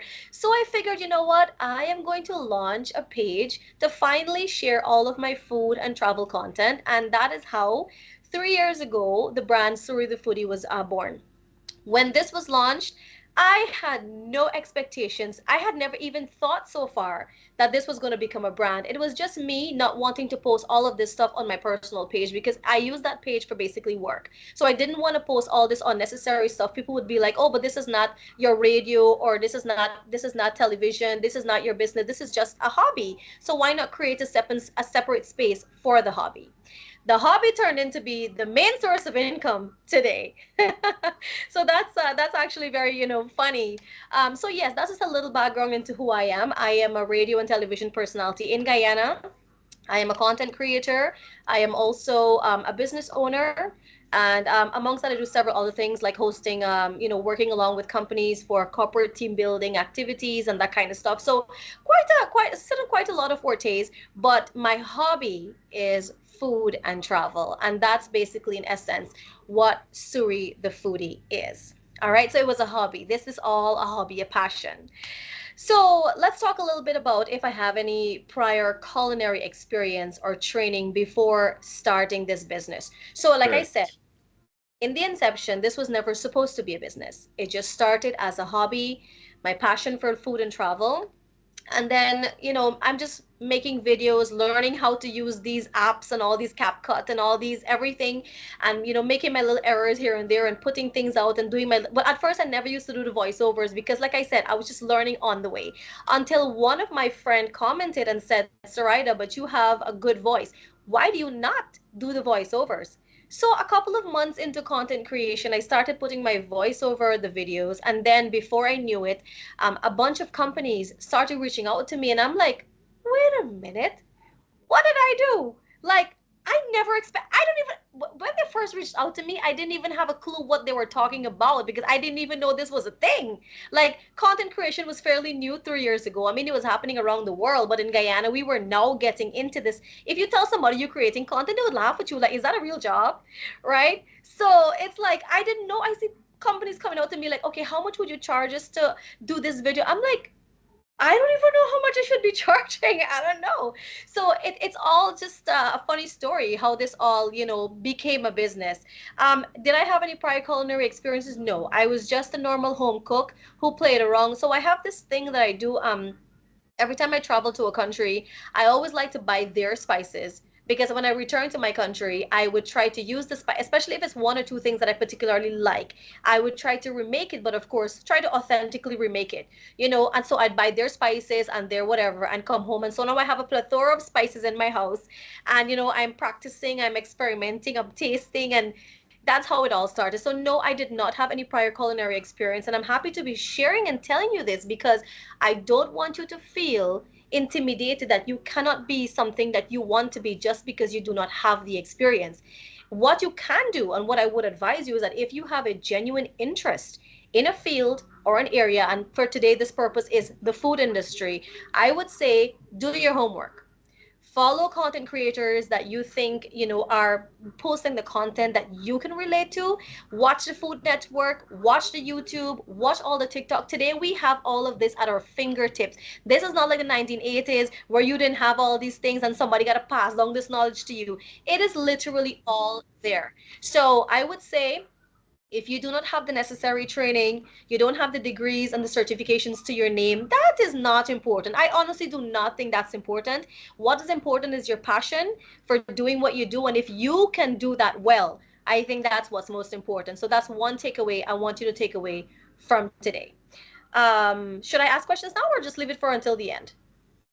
No, I mean, also while you're speaking, I mean, the attendees can start to put the questions in the chat. I mean, the chat has been quite engaging Oh, for the nice. evening, so you guys, oh, we actually have a question right here, actually. They're saying, in what way did the oil and gas industry change the culinary industry in Guyana?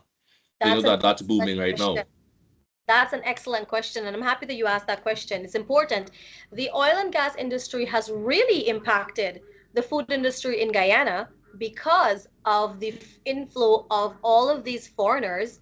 They are now expecting their type of food, a higher level of service that's being offered. So it is now prompting the current restaurateurs, the snack at the man on the side of the road to now offer an improved service, to now add to their menus by not just our egg ball and our pepper pot and our cook up, but to now include, and I'll tell you, right now in Guyana we have almost the amount of same double stand that we have for the egg ball stand. Right, we have the Venezuelan people with their hot dogs and their burgers, because what, we have a lot of people from Ecuador, from Chile, from Mexico, so the inflow of the people in the oil and gas sector has certainly impacted the growth and the overall enhancing of the food and hospitality industry in Guyana, because they're now trying to meet that standard, for not just the oil and gas, but for the people who are coming in as a result of oil and gas as well, who are coming here to now put down business, coming here to work with these companies, so that is an excellent question. And yes, it has certainly positively impacted the food and hospitality sector in general. Okay, good stuff, good stuff, good stuff. All right, so you did give us a lot of the information here that the attendees really came to learn about from you and your experience. But what would you say has been the most challenging aspect or part of your journey to the the culinary world? I mean, and also apologies, you said that sorry, you pronounced your name Surida and I was saying Surida, so sorry about that. Surida. All right. So, for me, honestly, the most challenging thing for me was learning how to record videos. And that might sound like it's so trivial, but it's important, and I'll tell you why.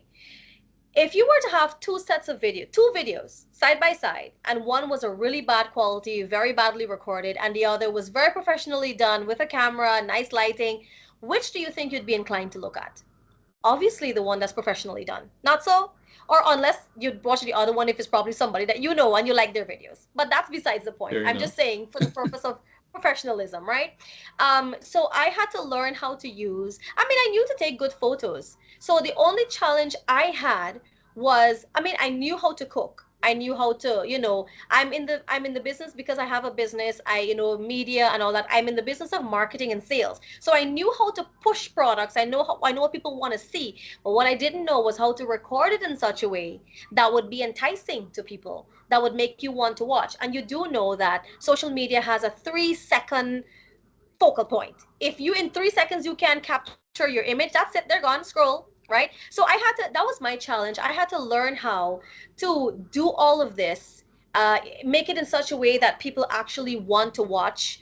People would, how to learn how to record, how to edit videos, how to use these apps, when to post, because all of these different platforms have their certain peak periods when to post to get the views. I don't really follow that, but what I focus on is to just create good content. And I really want to stress on this point, it's not just about picking up a phone and creating content. It's about creating good content that people would actually want to watch. So what I would advise is that you take some time and invest in the areas that would be relatable to the field or the career you want to do. So let's just say you want to become a content creator, and yes, we'll talk about how you can make money from that at the ending part of this. But you want to be a content creator, learn how to make good videos, do a little course. Coursera and all these places have Domestika, Udemy have all these are all places that have so many courses for just 15 US dollars, 50 US dollars, and you will learn how to do food photography, videography, how to use your camera, how to use your phone. And if you don't want to pay, that's fine. There's a university of YouTube. There's a Of plethora course. of information, you right, that you can learn from. So the challenges that I had was just to learn how to do my focus was how to make engaging videos. I was not concerned about when to post, what time to post, who watching at what time, which part country they're watching from. I was just focused, you just make the good content and trust me, everything else will fall into place. So that was my only challenge. Like I said, it was not a competitive space for me. This was just a space where I was sharing my love for food and travel and a little bit of everything else in between. So I am not looking at any other person, oh, I wanted my videos to do better than them, it was never a competition for me. It's just me posting my love for these things and posting good content. So that's one thing I want you to take away from this segment here now, in terms of challenges. focus on creating engaging and good quality content. All right. Sounds good. Sounds good. So basically, what you're saying is that this is an experience for you because my sister, she always says that food is an experience, right? You know, Mm-hmm. the from the preparation to the plating, and then in the influencer market, the taking of the pictures and posting it and everything, that is where it's at right now. So I mean, as you just also mentioned, I mean, what are the ways to make revenue or earn a living from being what I want to say, a food influencer or a foodie, as they call All it? right. So before I tell you how to make money, let me first give you some advice that I want to share with you, without giving away my trade secrets, or what, if it doesn't matter, because we're all here to make you better. We're all here to empower you. So I don't exactly have any trade secrets. I'm sharing everything that I've learned with you because it's important that we pass this information along. There may be people who are struggling that do not even know where to. Okay, so I want to be a content creator, but where do I start? I don't even know what it entails. So where do I even start? What do I even learn? So that's what we're here for today, to tell you not just content creation, but launching a food business, which we're going to get into in just a couple of minutes. So let me just tell you the best advice I can give to you as youths, getting into this industry. And it has actually, and I'm giving you this advice because this is what worked for me. I'm going to tell you, and as simple, as trivial that this may sound, it is perhaps the most valuable advice that you can get. It is to be authentically you. Do not, you may love a lot of content creators. Why, I want to be like she, I want to be my role model. No, it's important to be authentically you, and I'll tell you why. When people follow you, they're following you for you. They don't want to follow you because you are a carbon copy of this popular person. If they want, they'd go watch the popular person, right? So you need to be authentically you, because that is what people are going to love. That is what they're going to be able to relate to, and that is what they're going to be able to recommend and refer. Hey, I love this guy because I love the way he does his plating. I'm very interested in plating, so I'm going to watch his content because that appeals to me, right? But if you're trying to be somebody else, who exactly are they following and why are they following you? And I know it might be difficult because you might tell yourself, but I am being authentically me. But I'm taking my time and putting hours into this video, and I wake up in the morning, I get 20 views and 5 likes. It's a process. It's going to take some time. And Definitely. what is important, yes, what is important in this process is time and patience. And do not be discouraged. You continue making the content because the algorithm is in such a way, the moment you drop off for a day or two, that's it. You got to start again all over, right? So it doesn't matter if you're not getting the likes. You're going to get a video that's going to go viral one day. And the thing is, you don't know what is going to become viral. It's what people want that you don't know. So you might just post something and leave it there, and next thing you see, 10,000 likes. And you don't know what you did to get there. So you just never know. It's organic content. You keep on posting, be authentically you. Don't try to be anybody else. And trust me, it is going to be rewarding and pay off in its own time, because that is how you're going to start to build a following. Hey, I like her because she she's to the point. She says what she has to say. She does it. Not too much long talking. No this. I like her because of that. And guess what? That's who she is. She's not trying to be anything else. So that is, I don't want to get into much more because we can talk all night if we got to give you advice, but I just want to give you that one important one. Just be authentically yourself. And next, the most important thing that I know you guys are waiting for: how do you um earn money? How do you make money off of a hobby? And well, I'm perhaps in the best position to tell you, because I didn't start this as a business.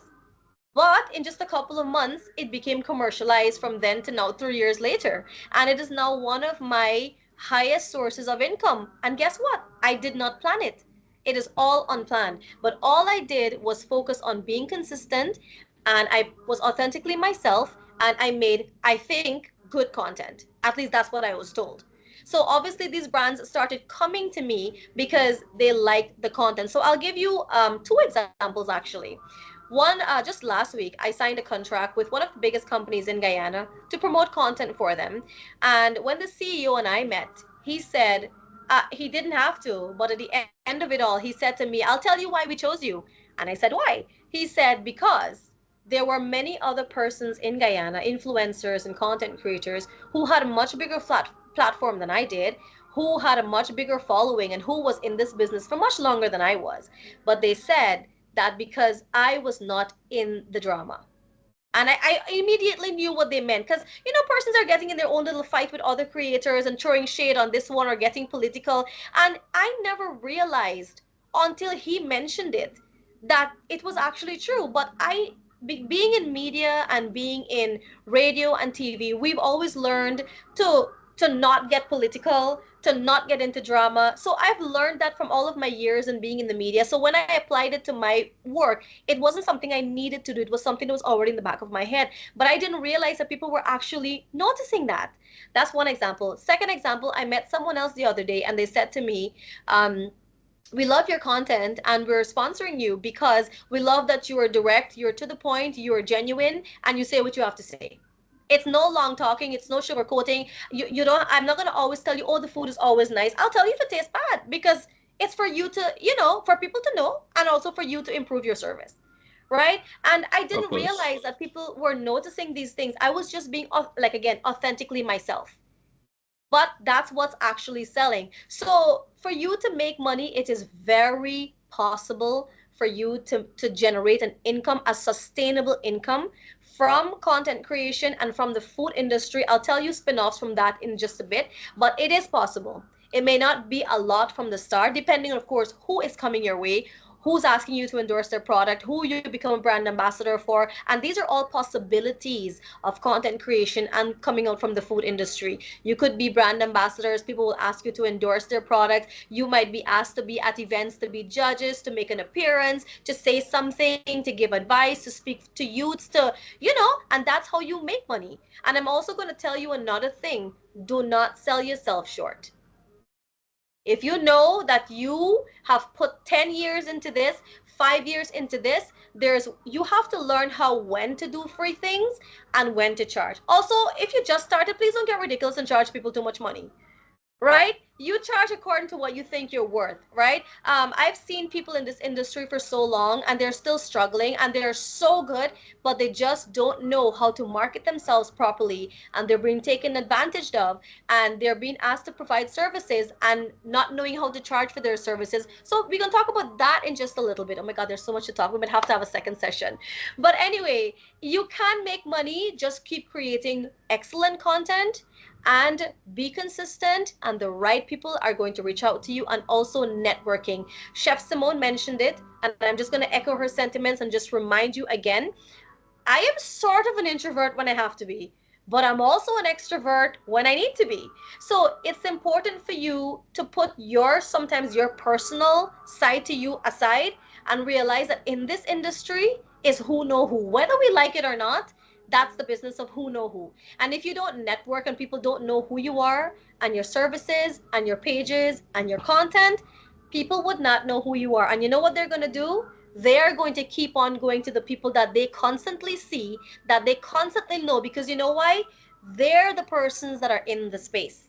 But you might be so good, but who knows you? You posting 2 videos a year. Nobody knows who you are, right? But person B is almost at every event that makes sense. They're invited to everything where influencers are. They're marketing themselves, and so they're always there. They're getting all the contracts, they're making all the money, because you know what? They always have a presence.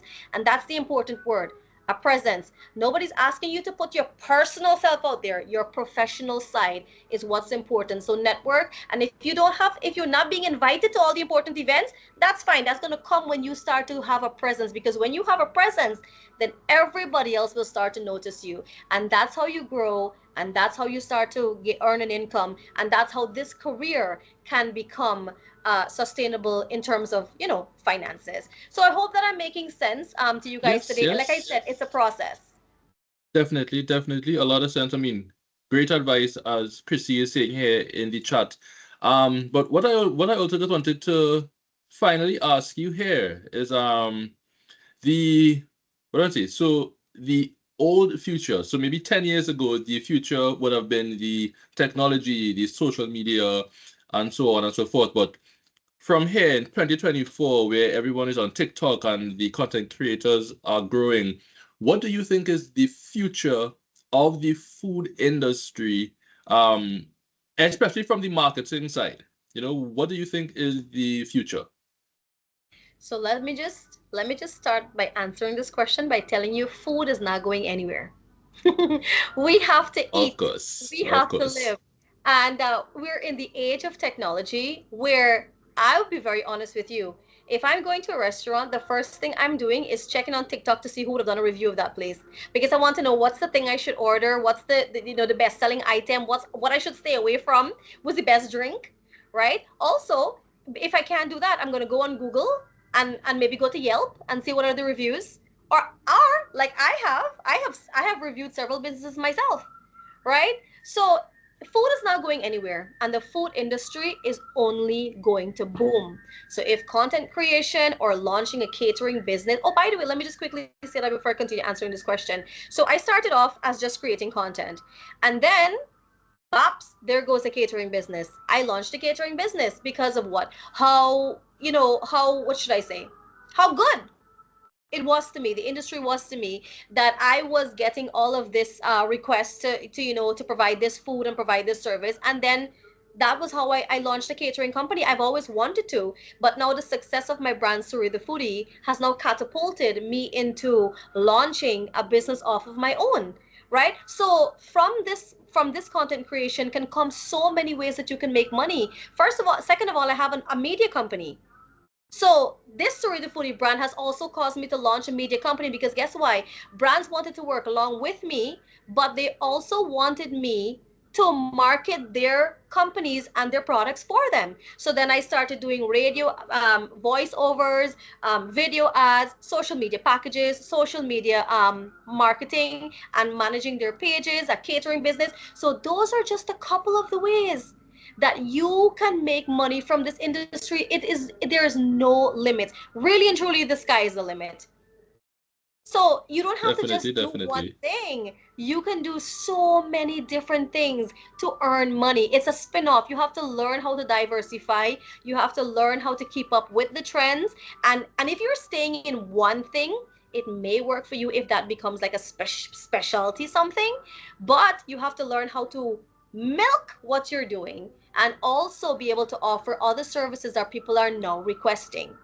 So that's how you stay on top and that's how you continue to earn money. And I'm sharing all of this with you because it's important for you to know, because maybe you might not be able to create content, but you can offer your services to create to videography or food photography or plating to somebody who may not know they're creating the content but they don't know how to. So you can be a consultant to people like Of this. course, of Offer course. master classes, offer photography master classes, locally, so that, because okay, while these things are available online, there are some people who have a hard time relating to online teaching. Somebody in person, have a master class, offer a photography master class. You have several packages, main package, advanced, medium, so people can, you make money. You have to learn how to sell yourself. You have to learn how to make money. So we're coming back to the question now of the food industry and where I see this going. It's not going anywhere.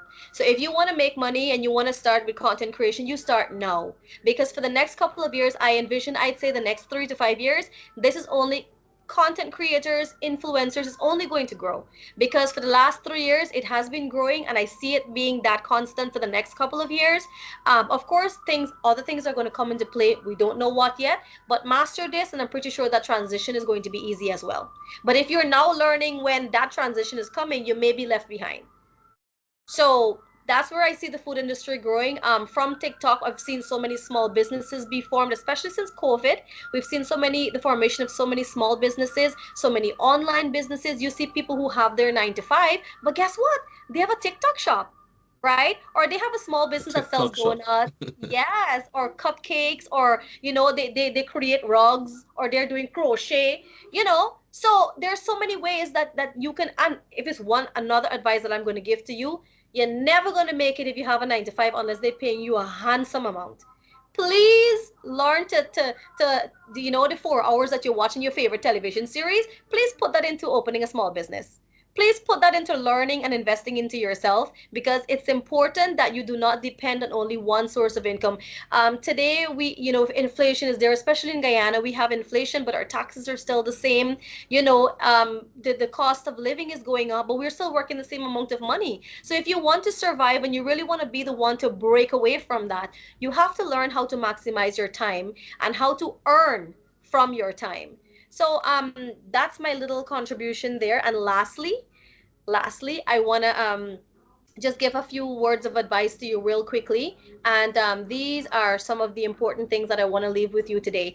And I think this one is of paramount importance, and I'll give you an example why. If you're going to be launching a business, and you're posting on your business and whatnot, it is very important that you learn how to separate your personal from your professional. And I'll give you an example.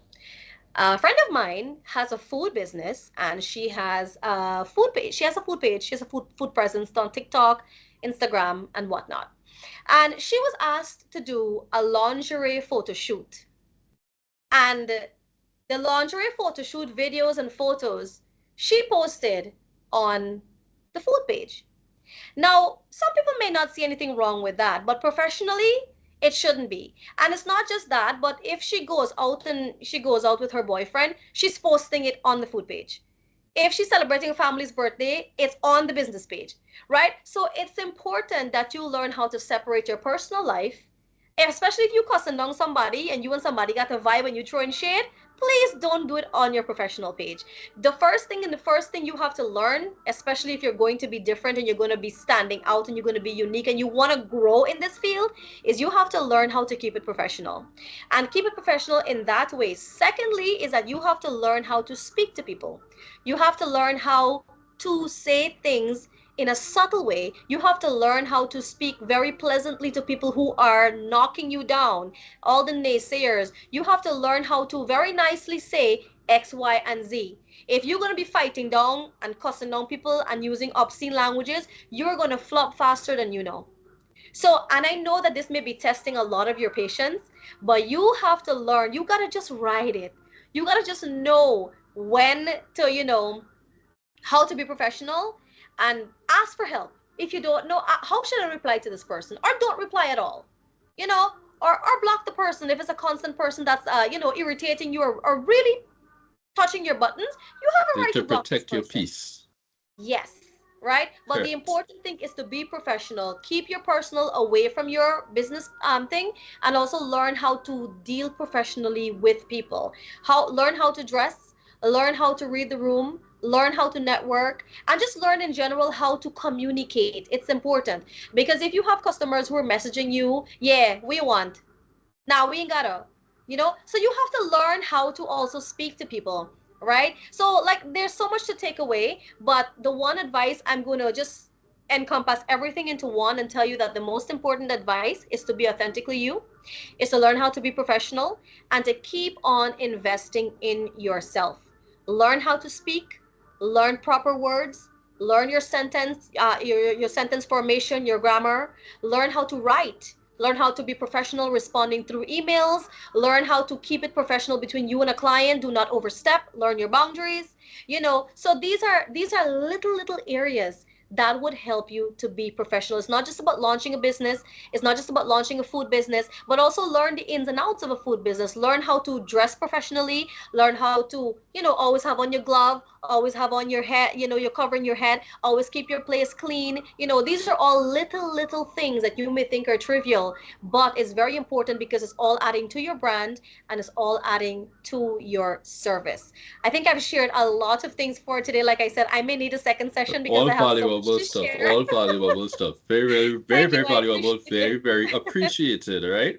I mean, thank you so much for all of that. This was really, as you put at the start, a wealth of information, a wealth of knowledge. And we just have one final question in the chat here from Mike from Suriname. He's asking, what are your Mhm. top 3 websites to check reviews and socials? And if it's only TikTok, because you mentioned the TikTok platform a lot. So I would say for the raw, unfiltered thing, TikTok. If you want to get the truth, TikTok, because there are a lot of people who will just tell you as it is. Nobody's looking for likes or views. They just go somewhere, they did a review, and hey, I don't like this thing is horrible. They'll tell you. Yelp is also pretty important, and there's also Google reviews. So those are the three that I use to check. Also, YouTube is there. YouTube is a great way of seeing people's experiences on something. If you're going somewhere, just type in Bay Blue restaurant, and obviously so many things are going to come up. If you have the time, watch it. But those are the three that I use. It has worked for me, and I'm also not just taking information, but I'm also contributing, because I also give Yelp reviews, Google reviews, and I'm also content creator on TikTok and social media in general. So I'm not just taking from other people, but I'm also adding to that that realm of information. Okay, thank you so much for that. I mean, again, as we're on the topic of social media and we are wrapping up, just want you to put your social media handle in the chat for our attendees to follow Surida Foodie. And also just want to remind all attendees about the Nestle Youth Entrepreneurship Platform. We have the free courses for you guys to sign up for and to continue your entrepreneurial journey in the culinary field. I mean, as all of our presenters mentioned, there's so many different career paths here. We have the content creation and influencer marketing. We have, of course, the chef. We have the corporate law. We have all these different fields that you can go into. And of course, as Ryder kept saying, be authentically yourself. All right. So, guys, I want to thank you all for attending tonight. I want to thank Surida Foodie for your final presentation here and all that information that you provided. Definitely appreciated. Right? And just want to wish everyone a good evening. My name again is Khalid Burke. Thank you so much for joining in. And remember to follow all our presenters and Nestle Caribbean on our social media platforms. Thank you again, and see you later.